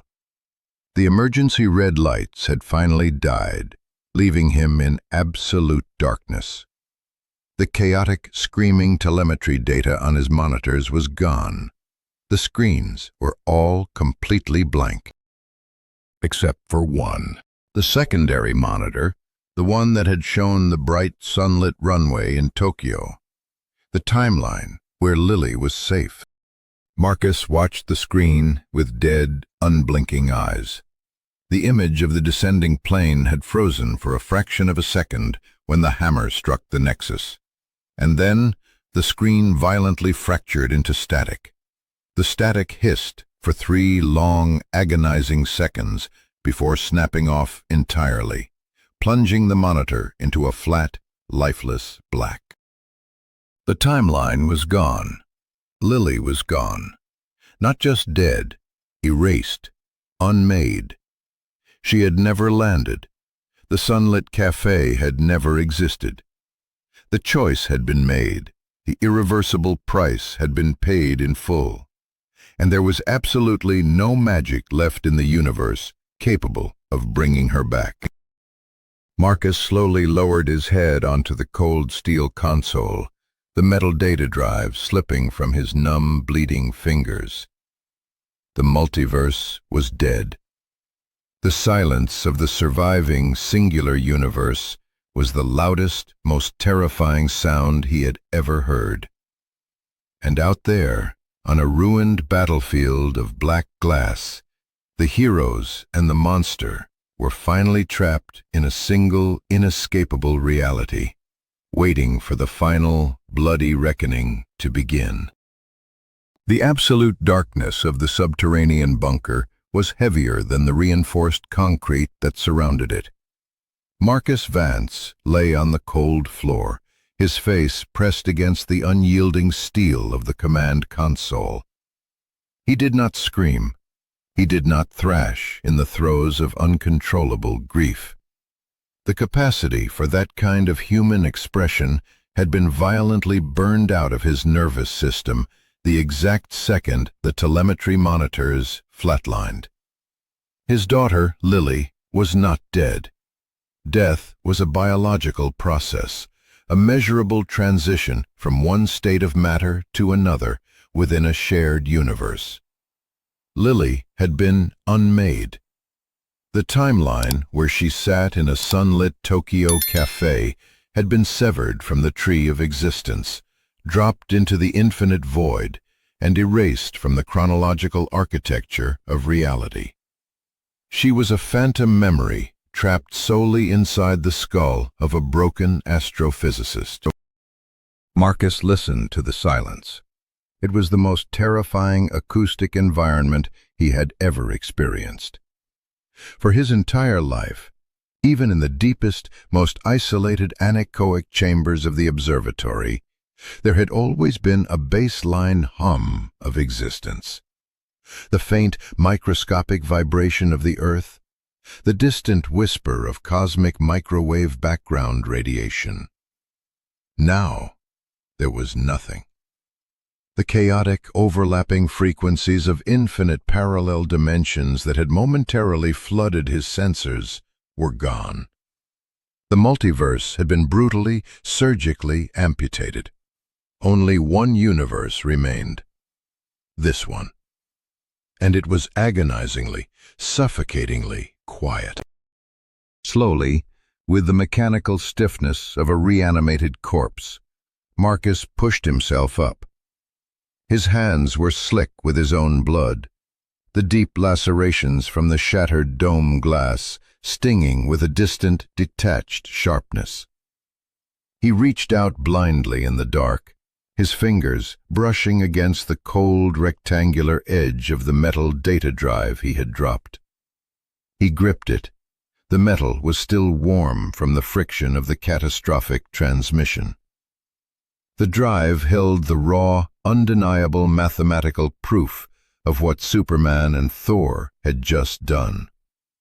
It was a digital graveyard, a tombstone for infinite realities. Marcus slid the heavy drive into the inner pocket of his ruined jacket. He was no longer a civilian observer hiding from the storm. The before, his absolute comforting belief that the universe was an elegant, predictable equation, was dead. The universe was a slaughterhouse, and he was standing knee-deep in the blood. He moved toward the emergency access hatch, his boots crunching over pulverized concrete and shattered glass. The primary power grid was completely vaporized. The elevator shafts collapsed. He grasped the cold iron rungs of the manual maintenance ladder. With every agonizing pull upward, a new layer of his humanity was left behind in the dark. He was not climbing to find rescue. He was climbing because the monsters on the other side of the dimensional tear were now trapped in the same room as him, and the door was locked from the inside. He had to ensure that the single bleeding rift above the Mauna Kea summit remained open just long enough for the final calculation to be executed. If Darkseid survived the pruning of the multiverse, the tyrant could never be allowed to step foot on Earth. Marcus Vance had to rig the observatory's subterranean fusion reactor to detonate, transforming the mountain into a localized black hole that would swallow the portal entirely. Across the dimensional threshold, the air above the scorched obsidian plains of Apokolips was choked with falling gray ash. It was not the organic ash of burning forests, but the metaphysical fallout of collapsed realities. The sky was no longer a beautiful, chaotic mosaic of golden, shimmering, alternate timelines. It had curdled into a sickly, bruised expanse of deep violet and rotting black. The stars were gone. The infinite hope was gone. Thor Odinson stood in the center of a massive crater of cooled glass, his chest heaving with ragged, wet gasps. He leaned his entire body weight against the charred leather handle of Mjolnir. The enchanted Uru metal was completely dull, devoid of its signature crackling blue lightning. The Odin force was spent. The magical reserves of Asgard, the divine energy that had fueled his immortal bloodline for eons, had been entirely exhausted in that single, reality-severing strike. He was no longer a god of the storm. He was just a battered warrior standing on a dead rock. A few yards away, the Man of Steel was kneeling in the ash. Superman's posture was completely broken, his broad shoulders slumped forward. He was staring intensely at his hands. The indestructible Kryptonian flesh, capable of holding the core of a star, had been seared down to the bone by the sheer, unnatural friction of physically holding the multiversal tethers. The skin was blackened, cracking, and leaking a faint, dying golden luminescence. The absolute last reserves of his stored solar radiation venting into the toxic atmosphere. He could not close his fists. The physical pain was excruciating, a blinding white fire burning through his nervous system. But it was nothing compared to the apocalyptic agony in his soul. He had heard the silence. With his super hearing, he had listened to the simultaneous, instantaneous cessation of trillions of heartbeats across the infinite timelines. He had committed the ultimate, unforgivable sin to save his homeworld. "Get up, Kal-El." Thor's voice was a low, guttural rasp, completely devoid of its usual booming authority. It sounded like two rough stones grinding together in the dark. Superman did not move. His charred hands trembled. "They're gone. I can't hear them anymore. The other Earths, the other voices. I shut them off." "You did what the All-Father could not," Thor spat, spitting a mouthful of thick, dark blood onto the black glass. "You pruned the rotting branches to save the trunk. The price is paid. Now stand up. The beast is cut off from the infinite, but he is not dead." From the absolute center of the ruined battlefield, a sound began to manifest. It was not the thundering multiversal roar of an ascending god. It was a dense, suffocating sound, like the cracking of a tectonic plate deep beneath the ocean floor. The massive collapsed pile of shattered armor and cosmic slag began to violently shift. Darkseid rose. He was no longer the towering, expanding geographical event he had been moments before. The severing of the multiverse had violently compressed him. The infinite energy he had absorbed had been forcefully ripped away, but the localized, terrifying mass of his true physical form remained. His craggy, granite-like skin was covered in deep, jagged fissures, bleeding a thick, boiling black fluid. His legendary armor was completely annihilated, leaving him stripped down to his raw, monstrous anatomy. He looked smaller, denser, and infinitely more dangerous.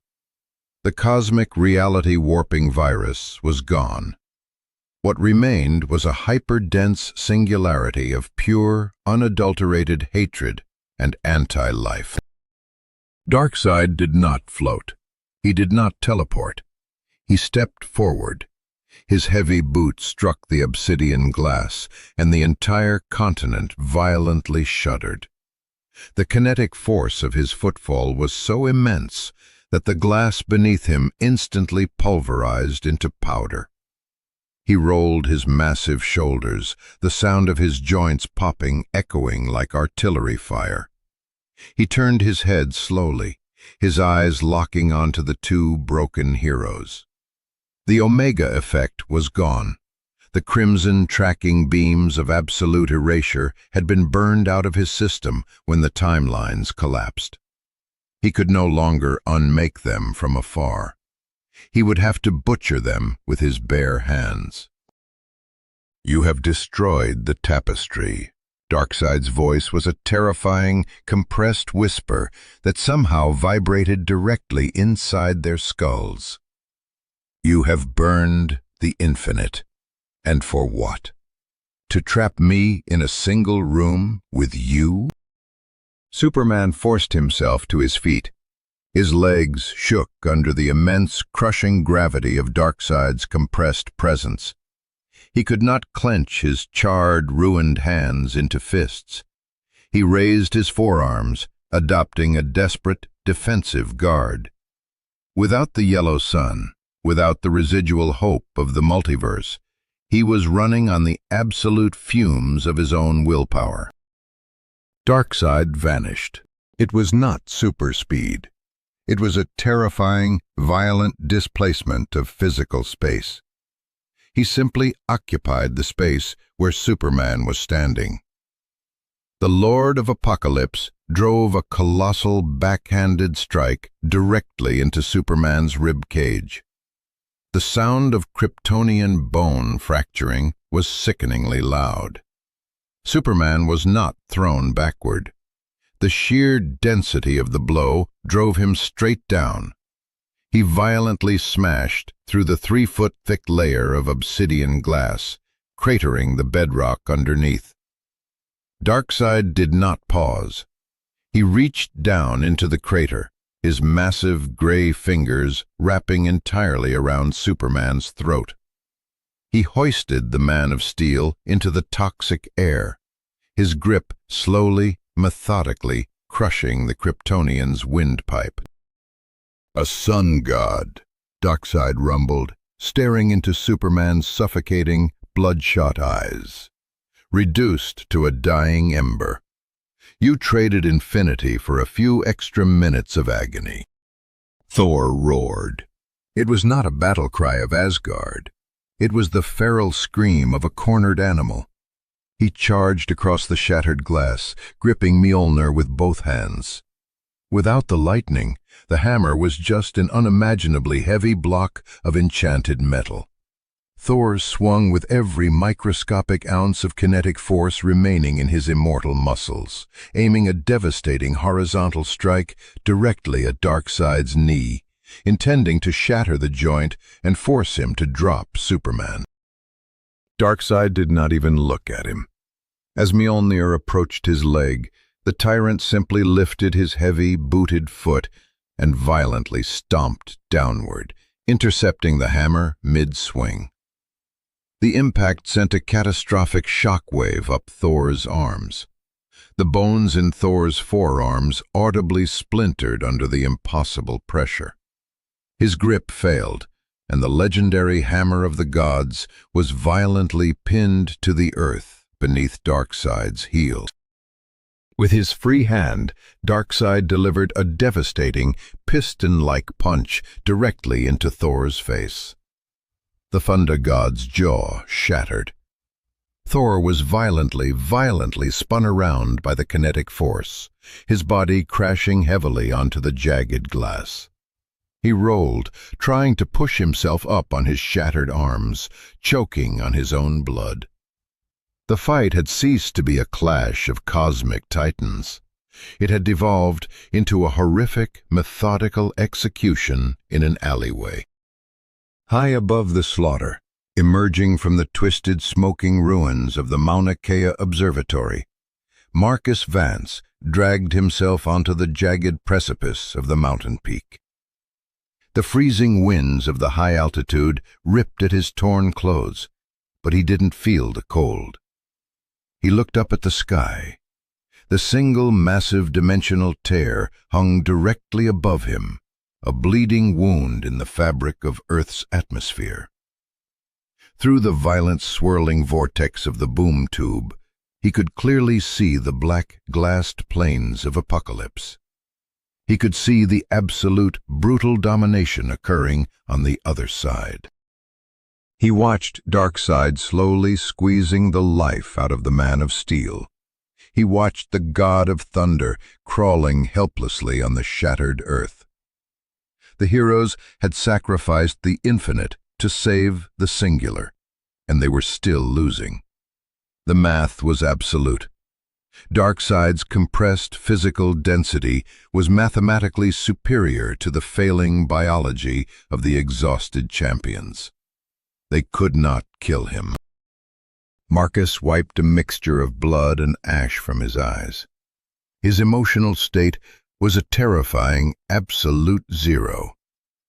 The grief of losing Lily, the horror of the erased trillions, had calcified into a cold, weaponized resolve. He unclipped the heavy metallic override console he had dragged up from the bunker. He wired it directly into the exposed, sparking power conduits of the observatory's primary communication dish. He was not trying to send a message. He was actively bypassing the safety limiters on the mountain's subterranean fusion core. He was setting the timer. The heroes were trapped in the dead universe with the monster. The dimensional bridge above Marcus was the only way Darkseid could reach Earth once the heroes were dead. Marcus Vance looked at his bleeding, shaking hands. He had lost his universe of numbers. He had lost his child. He had lost the fundamental belief that light would always triumph over the dark. All that was left was the final, irreversible calculation. The fusion core would go critical in exactly 3 minutes. The resulting implosion would instantly vaporize the mountain, permanently collapse the dimensional rift, and seal the Lord of Apokolips in his ruined wasteland forever. But it would also seal Superman and Thor on the wrong side of the door. The absolute cost of the war had escalated from the infinite to the intimate. Marcus armed the detonator, fully prepared to drown the saviors, to kill the devil. The digital readout on the rigged, blood-stained console did not beep. It merely flashed in a silent, unforgiving sequence of bright red numbers. 2 minutes and 59 seconds. Beneath the pulverized concrete of the Mauna Kea Observatory, buried deep within the solid basalt bedrock of the mountain, the subterranean fusion core began to whine. It was a sound that completely defied normal acoustics. It started as a low, sub-bass vibration that rattled the marrow deep inside Marcus Vance's bones, slowly and terribly escalating into a horrific mechanical shriek. The facility had originally been designed to harvest clean, limitless energy from the stars, a shining monument to human ingenuity and hope. Now, Marcus had systematically stripped away its fail-safes and magnetic containment fields, transforming the miracle of science into a ticking, localized black hole. He knelt dangerously close to the edge of the sheared-off mountain peak, the freezing, high-altitude wind whipping his torn clothes, his bleeding, trembling hands resting heavily on the manual override switch. He looked up through the violently swirling, 50-mile-wide dimensional rift hanging in the sky like an infected wound. He was no longer staring at a universe of predictable, comforting mathematics. He was staring directly into a cosmic graveyard. And he was the warden, preparing to permanently seal the tomb. The emotional paralysis of his grief had completely burned away in the fires of the apocalypse, leaving behind a terrifying, absolute zero. He had lost his daughter. He had watched the bleeding gods erase infinite realities just to save this single, fragile one.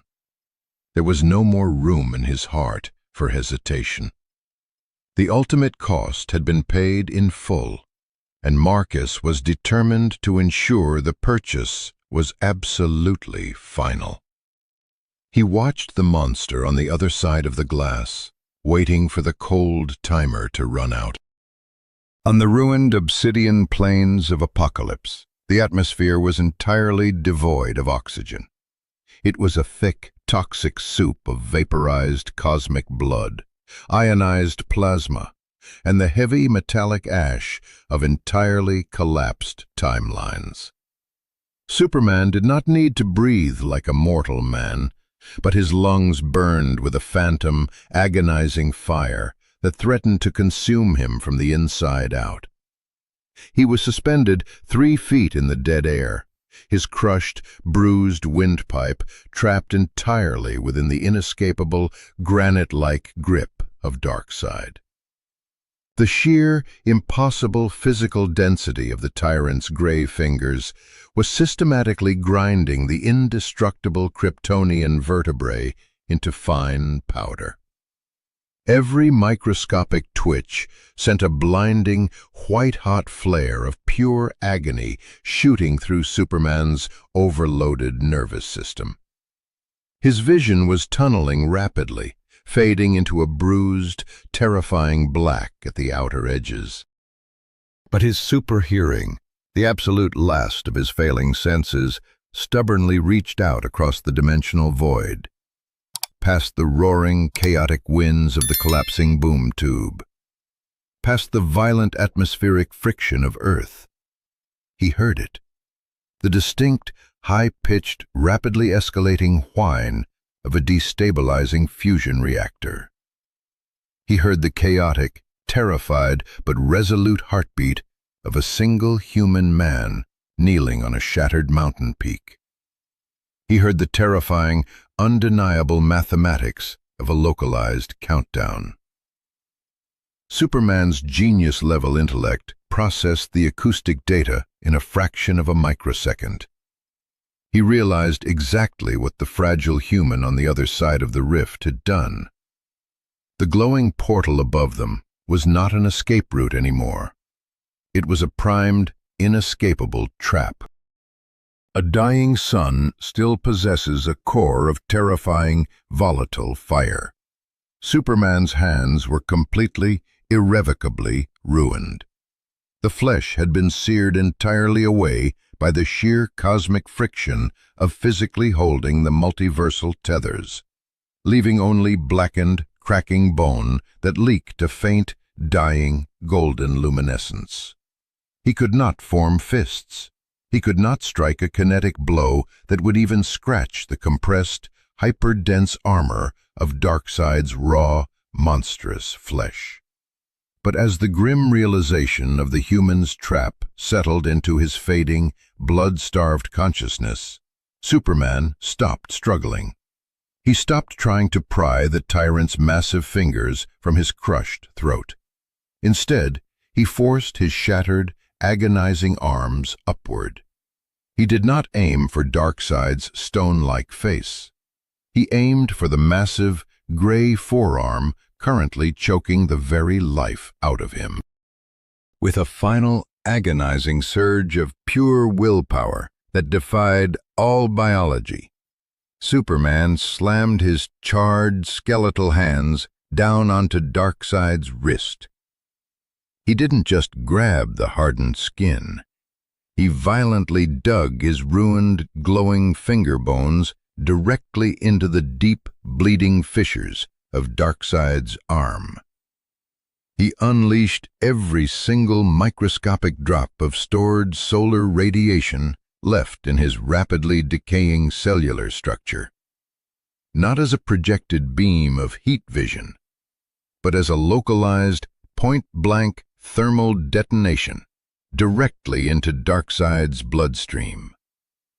The sickening sound of boiling, highly volatile alien blood hissed violently into the dead, silent air.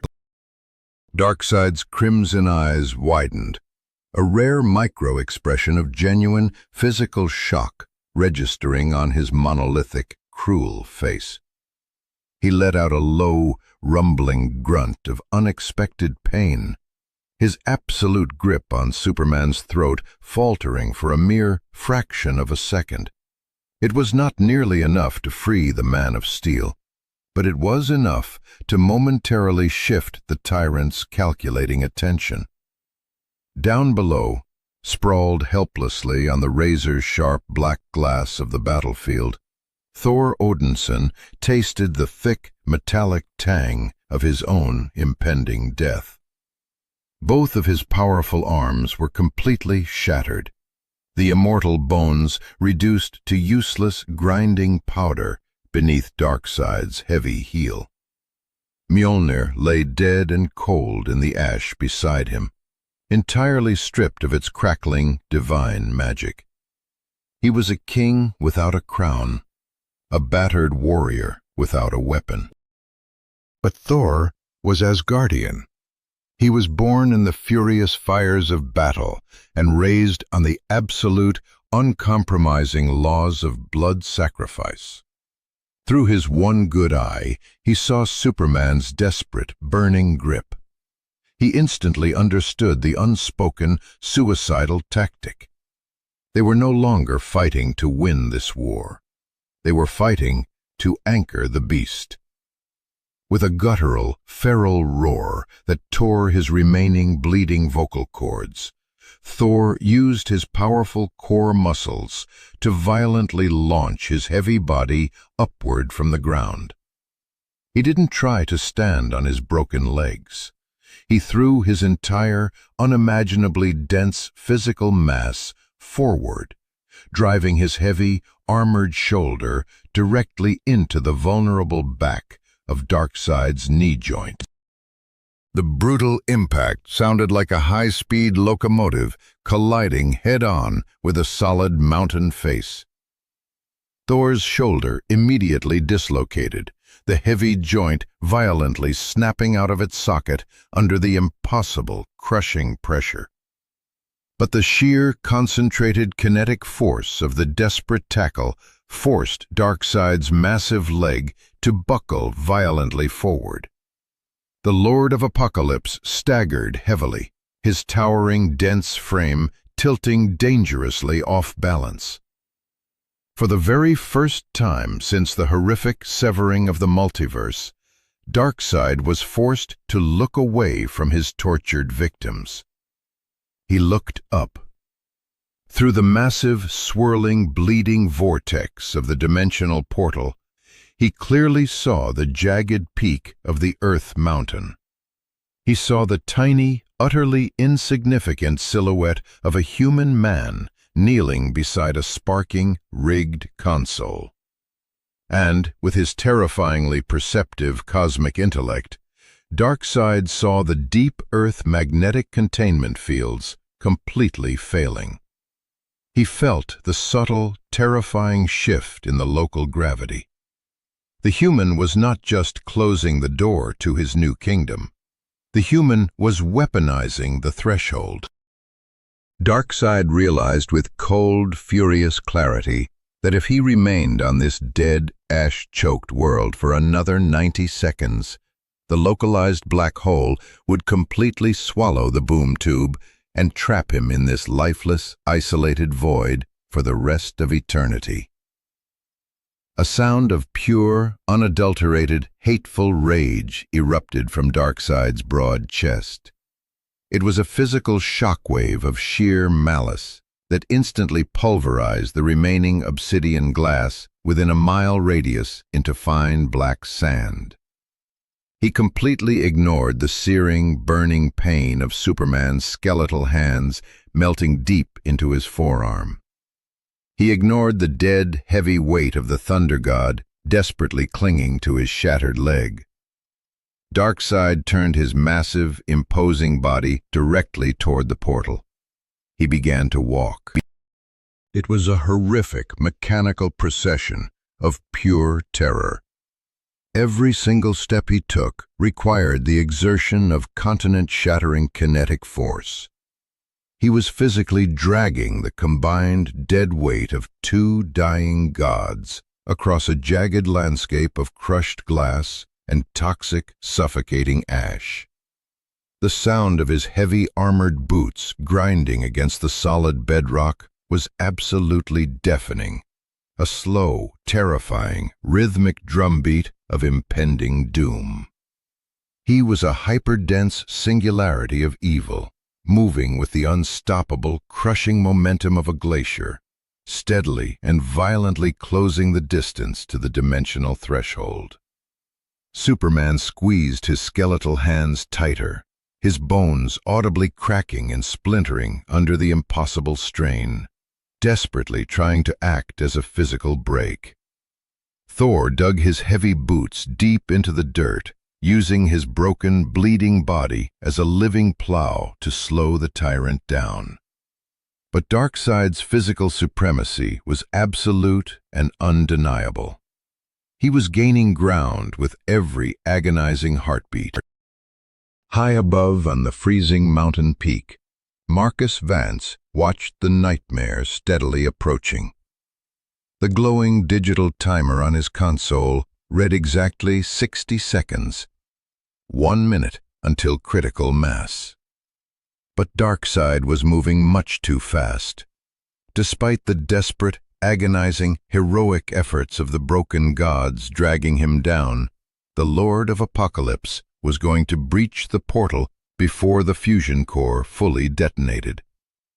If Darkseid stepped through that rift, the sheer, impossible density of his physical form would instantly shatter the Earth's fragile tectonic plates, ripping the planet apart from the inside out. The horrific sacrifice of the infinite multiverse would be for absolutely nothing. Marcus's bleeding hands hovered over the heavy manual override controls. The cold, mechanical logic of his former life as a scientist returned to him with a terrifying, crystal clarity. A passive timer was an assumption of predictable variables, and the bleeding universe had just violently proven that variables were never predictable. To guarantee the outcome, to absolutely ensure that the monster did not cross the threshold and reach his world, Marcus could not simply wait for the timer to reach zero. He had to manually strip the final emergency magnetic shielding off the reactor core right now. He had to instantly trigger the gravity well, knowing full well the consequences. To do this, Marcus had to physically grip and hold the heavy spring-loaded release lever open. If he let go, if he stumbled or died, the automated emergency fail-safes would automatically re-engage, entirely aborting the detonation sequence. He would be permanently tethered to the console, standing at ground zero of a localized black hole. He looked down at the bright red blood smeared across the cold metal casing. He thought of the empty, static-filled monitor that had erased his beautiful daughter from all of existence. He had already lost everything that mattered. His remaining life was just a lingering, mathematical rounding error in a broken equation. Marcus Vance closed his eyes, took a single deep, shuddering breath of the freezing, ozone-choked mountain air, and violently yanked the heavy iron lever downward. He locked his elbows, pressing his entire body weight onto the unforgiving mechanism, holding it firmly in the absolute red zone. Deep beneath the vibrating mountain, the final screaming whine of the fusion core was abruptly, violently silenced. The heavy protective lead shielding was explosively ejected into the deep earth. The localized gravity of the Mauna Kea summit instantly, catastrophically inverted. The physical sensation of the artificial gravity well activating was entirely incomprehensible to the human mind. Marcus felt his blood violently rush to his head, his internal organs pulling painfully and unnaturally upward against his ribcage. The heavy, shattered concrete debris around the ruined observatory didn't just float. It was violently ripped into the dark sky, screaming upward toward the dimensional rift at terrifying terminal velocity. The boom tube, previously a swirling, chaotic tunnel of two-way atmospheric exchange, was instantly transformed into a terrifying, one-way cosmic vacuum cleaner. A massive, invisible pillar of crushing, inescapable gravitational force shot through the portal, directly impacting the scorched glass plains of Apokolips. The effect on the other side of the rift was cataclysmic. Millions of tons of loose obsidian glass, the shattered metallic remains of the parademon armies, and the heavy toxic gray ash were instantly sucked upward, forming a massive, reverse tornado of lethal debris funneling directly toward the Earth. Darkseid felt the terrifying, sudden shift in physical laws. He was less than half a mile from the portal's exit. Suddenly, the atmospheric pressure violently changed, and an invisible, crushing hand grabbed his massive, dense form, pulling him relentlessly forward toward the rift. But the pull was too chaotic, too impossibly violent. It wasn't pulling him through safely to conquer a new world.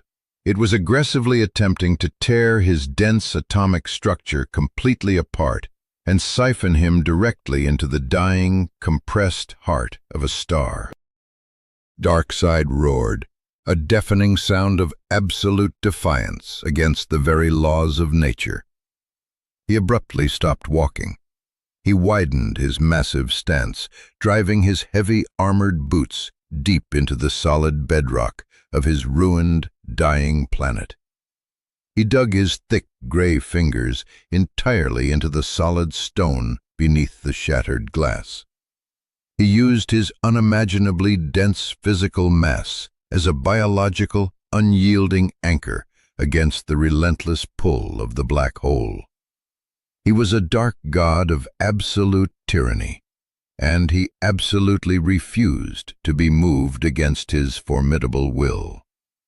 The gravitational shear around him was so incredibly intense that the local space visually warped, the dim light bending violently around his anchored, trembling form. Caught directly in the violent, chaotic middle of this horrific tug-of-war, Superman and Thor were subjected to unimaginable physical torment. Superman was still fiercely clinging to Darkseid's arm, his broken body being violently pulled upward by the Earth's gravity well, while his skeletal, glowing hands remained stubbornly fused to the immovable tyrant. He felt his indestructible spine stretching, the alien vertebrae groaning loudly under a tension that threatened to tear him completely in half. Thor, firmly wrapped around Darkseid's leg, was being aggressively and violently sandblasted by the millions of tons of sharp debris being sucked past them at terrifying speeds. The broken, exhausted heroes were acting as the absolute last line of physical resistance, desperately holding the monster down while the universe actively tried to swallow him. But Superman, even through the blinding, hazy veil of his own impending death, saw the terrifying, mathematical truth. Darkseid's physical anchor was holding firm. The Lord of Apokolips was actually stronger than the initial chaotic pull of the destabilizing fusion core. He was going to simply wait it out. He was going to let the black hole completely consume itself, and then he would simply walk over the radioactive ashes of the Earth. Superman's fading consciousness flared with a final, desperate burst of absolute clarity.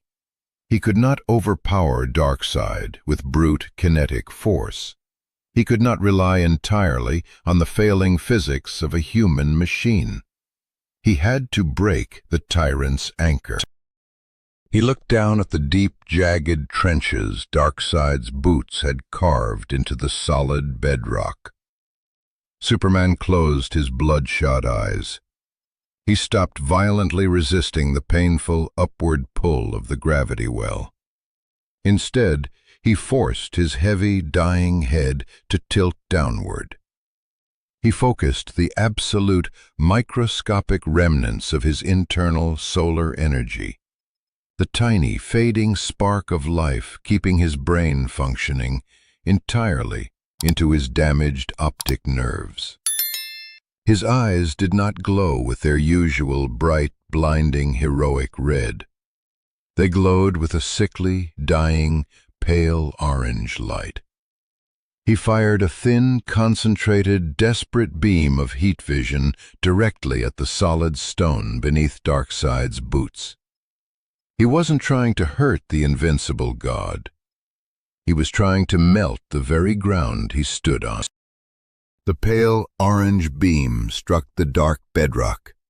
It was not the catastrophic, blinding barrage that had leveled entire cities, but it possessed the precise, concentrated, terrifying temperature of a dying stellar core. The solid stone beneath Darkseid's left boot instantly superheated. It cracked, bubbled violently, and rapidly transformed into a deep pool of frictionless, molten slag. Darkseid's physical anchor was instantly and catastrophically compromised. The massive, immovable tyrant slipped. It was only a fraction of an inch, but in a chaotic gravitational environment, pulling with the unimaginable force of a black hole, a fraction of an inch was an absolute death sentence. Darkseid's center of gravity violently shifted. His right boot tore completely through the remaining stone, unable to find any purchase. The terrifying, invisible hand of the vacuum violently grabbed him, aggressively exploiting the sudden, fatal loss of friction. Darkseid's deep roar of defiance turned into a genuine, monstrous roar of panic as his massive feet were violently ripped from the ground. The Lord of Apokolips was fully airborne. He was sucked violently upward, tumbling completely out of control into the violent center of the massive, reversed tornado of debris. Superman and Thor, still physically fused to the tyrant's massive body, were aggressively dragged up with him. They ascended rapidly into the toxic sky, spiraling helplessly toward the massive, bleeding dimensional rift. The ambient sound was absolutely deafening, a horrific, continuous thunderclap of grinding rocks, screaming cosmic wind, and the dying, panicked roars of a god. They were a tangled, violent mass of broken heroes and a defeated tyrant, hurtling rapidly toward the threshold of a localized singularity. As they rapidly approached the swirling, violent vortex, Superman looked up through the tearing fabric of reality. He saw the cold, gray, broken sky of Earth. He saw the jagged peak of the crumbling mountain. And he saw the tiny, fragile silhouette of the human man, holding the lever firm, watching them approach the absolute event horizon. The heroes had pruned the infinite tree to save a world. The human had dug the grave to ensure it. And now, together, they were all going to fall into it. The crushing gravity of the singularity met the raw, unyielding mass of Apokolips at the exact threshold of the dimensional rift. It was not a collision of objects, but a violent disagreement of physical laws. Marcus Vance did not let go of the lever. The freezing wind on the mountain peak ceased to exist, replaced by a terrifying, absolute vacuum that began to painfully draw the oxygen straight from his lungs. Above him, the boom tube twisted into a sickening spiral of blinding violet light. And then the monsters arrived. Darkseid's massive, armored hand breached the portal. The sheer, localized density of his flesh violently warped the air around the Mauna Kea summit. His thick, gray fingers slammed down onto the pulverized concrete mere inches from Marcus, the impact fracturing the bedrock beneath them. The Lord of Apokolips was literally dragging himself out of the gravitational abyss, using the earth itself as his final handhold. His crimson eyes, blazing with an apocalyptic, hateful fire, locked directly onto the fragile human holding the detonator. Darkseid opened his mouth to speak a final curse of anti-life, but the sound was instantly swallowed by the roaring vacuum. Trailing just below him in the swirling vortex of the tear, Superman and Thor were being brutally stretched by the conflicting gravitational tides. Superman's skeletal, glowing hands finally snapped away from Darkseid's arm. The Kryptonian was completely spent, his body a broken, bruised testament to a war that had murdered infinity. But as Superman saw Darkseid's hand grip the earth, he looked past the tyrant and saw Marcus. He saw the human's bleeding hands locked onto the lever. He saw a mortal man choosing to drown in the dark to save a world he would never live to see. That single profound act of human defiance ignited a final, impossible spark in the man of steel's dying cells. It was not the limitless power of a yellow sun, but the sheer, indomitable spirit of the world he had sacrificed everything to protect. Superman reached out and grabbed the thick, charred leather strap of Mjolnir, which was still firmly wrapped around Thor's shattered wrist. With a guttural, blood-choked roar, Thor understood. The god of thunder braced his broken boots against the collapsing edge of the dimensional tunnel. Together, using the absolute last microscopic fraction of their combined kinetic force, Superman and Thor did not pull Darkseid back. They pushed themselves upward, driving the heavy, enchanted head of Mjolnir directly into the center of Darkseid's gripping hand. The Uru metal struck the tyrant's granite knuckles. The sound was a sharp, localized crack that echoed louder than the roaring black hole. Darkseid's fingers violently shattered. His unbreakable grip on the earth was instantly severed. The localized singularity did not hesitate. The invisible, crushing hand of the gravity well violently reclaimed its prize. Darkseid was ripped backward. For one fleeting, terrifying microsecond, the absolute ruler of Apokolips looked small. His massive form was aggressively stretched and distorted by the event horizon, his crimson eyes widening in genuine, existential terror as he fell into the absolute dark. He was swallowed whole by the compressed heart of the fusion core. The moment Darkseid crossed the threshold, the physical paradox shattered.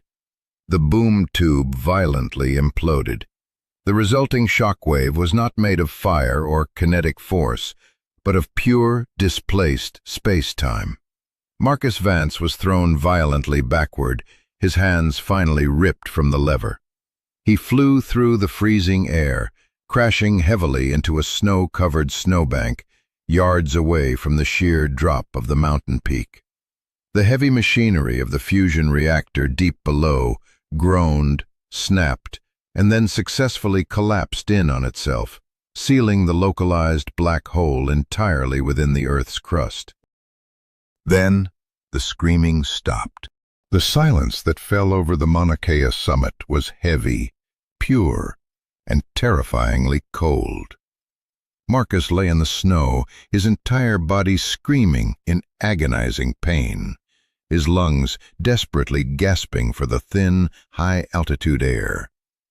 He squeezed his eyes shut, expecting the void, expecting the absolute end of existence. But the ground beneath him was solid. The air, though freezing, smelled of simple pine and cold dirt. Slowly, agonizingly, Marcus opened his eyes. The sky was unbroken.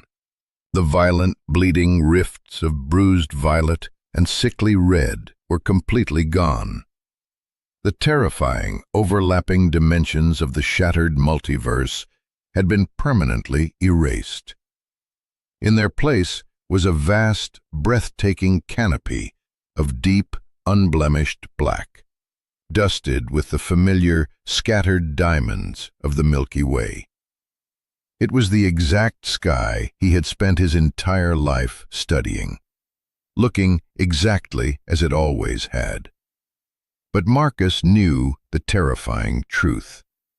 He knew the unimaginable ocean of blood that had been spilled to paint that sky black again.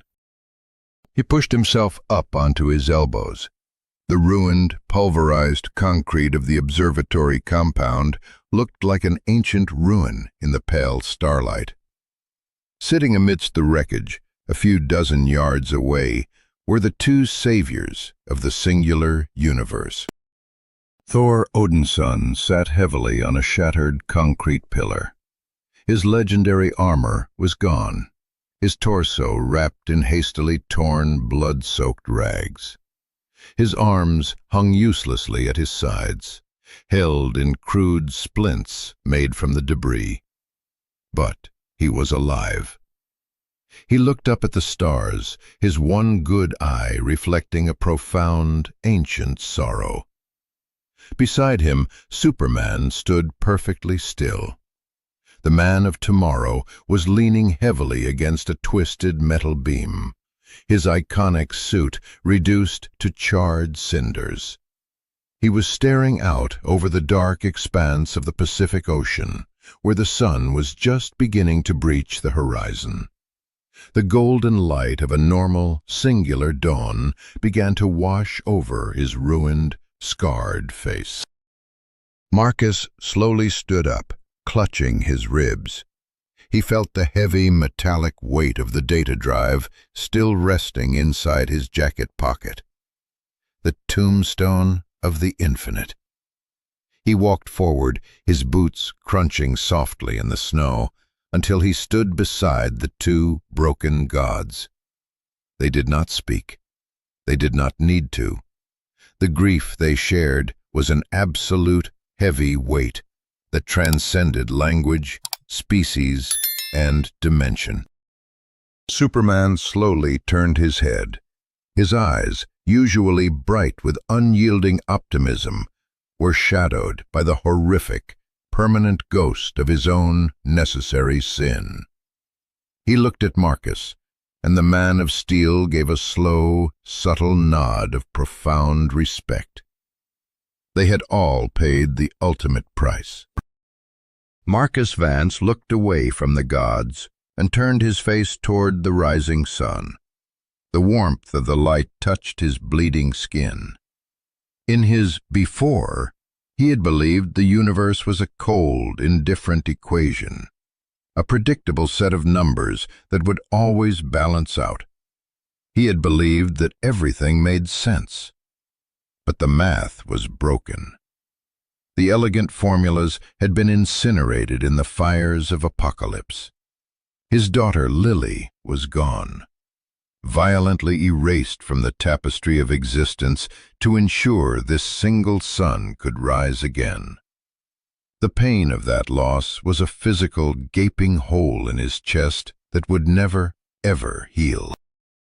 But as the sky turned a brilliant, untroubled blue, Marcus realized the absolute, undeniable value of what remained. The universe was no longer a predictable machine. It was a fragile, bleeding miracle. It was a singular, precious gift, bought with the sacrifice of infinity. He would never look through a telescope with the same innocent certainty again. He would look up, knowing the terrifying dark that lived behind the stars. But he would also look up, knowing that when the absolute end of all things came knocking, they had fought back. They had made the impossible, horrific choice, and they had survived. The monsters were dead. The door was permanently sealed, and though the cosmos was suddenly terrifyingly small, humanity still had a tomorrow. Marcus took a deep breath of the cold air, feeling the steady, undeniable rhythm of his own beating heart. He was alive. They were all alive. And for the very first time in his life, that simple, impossible fact was enough.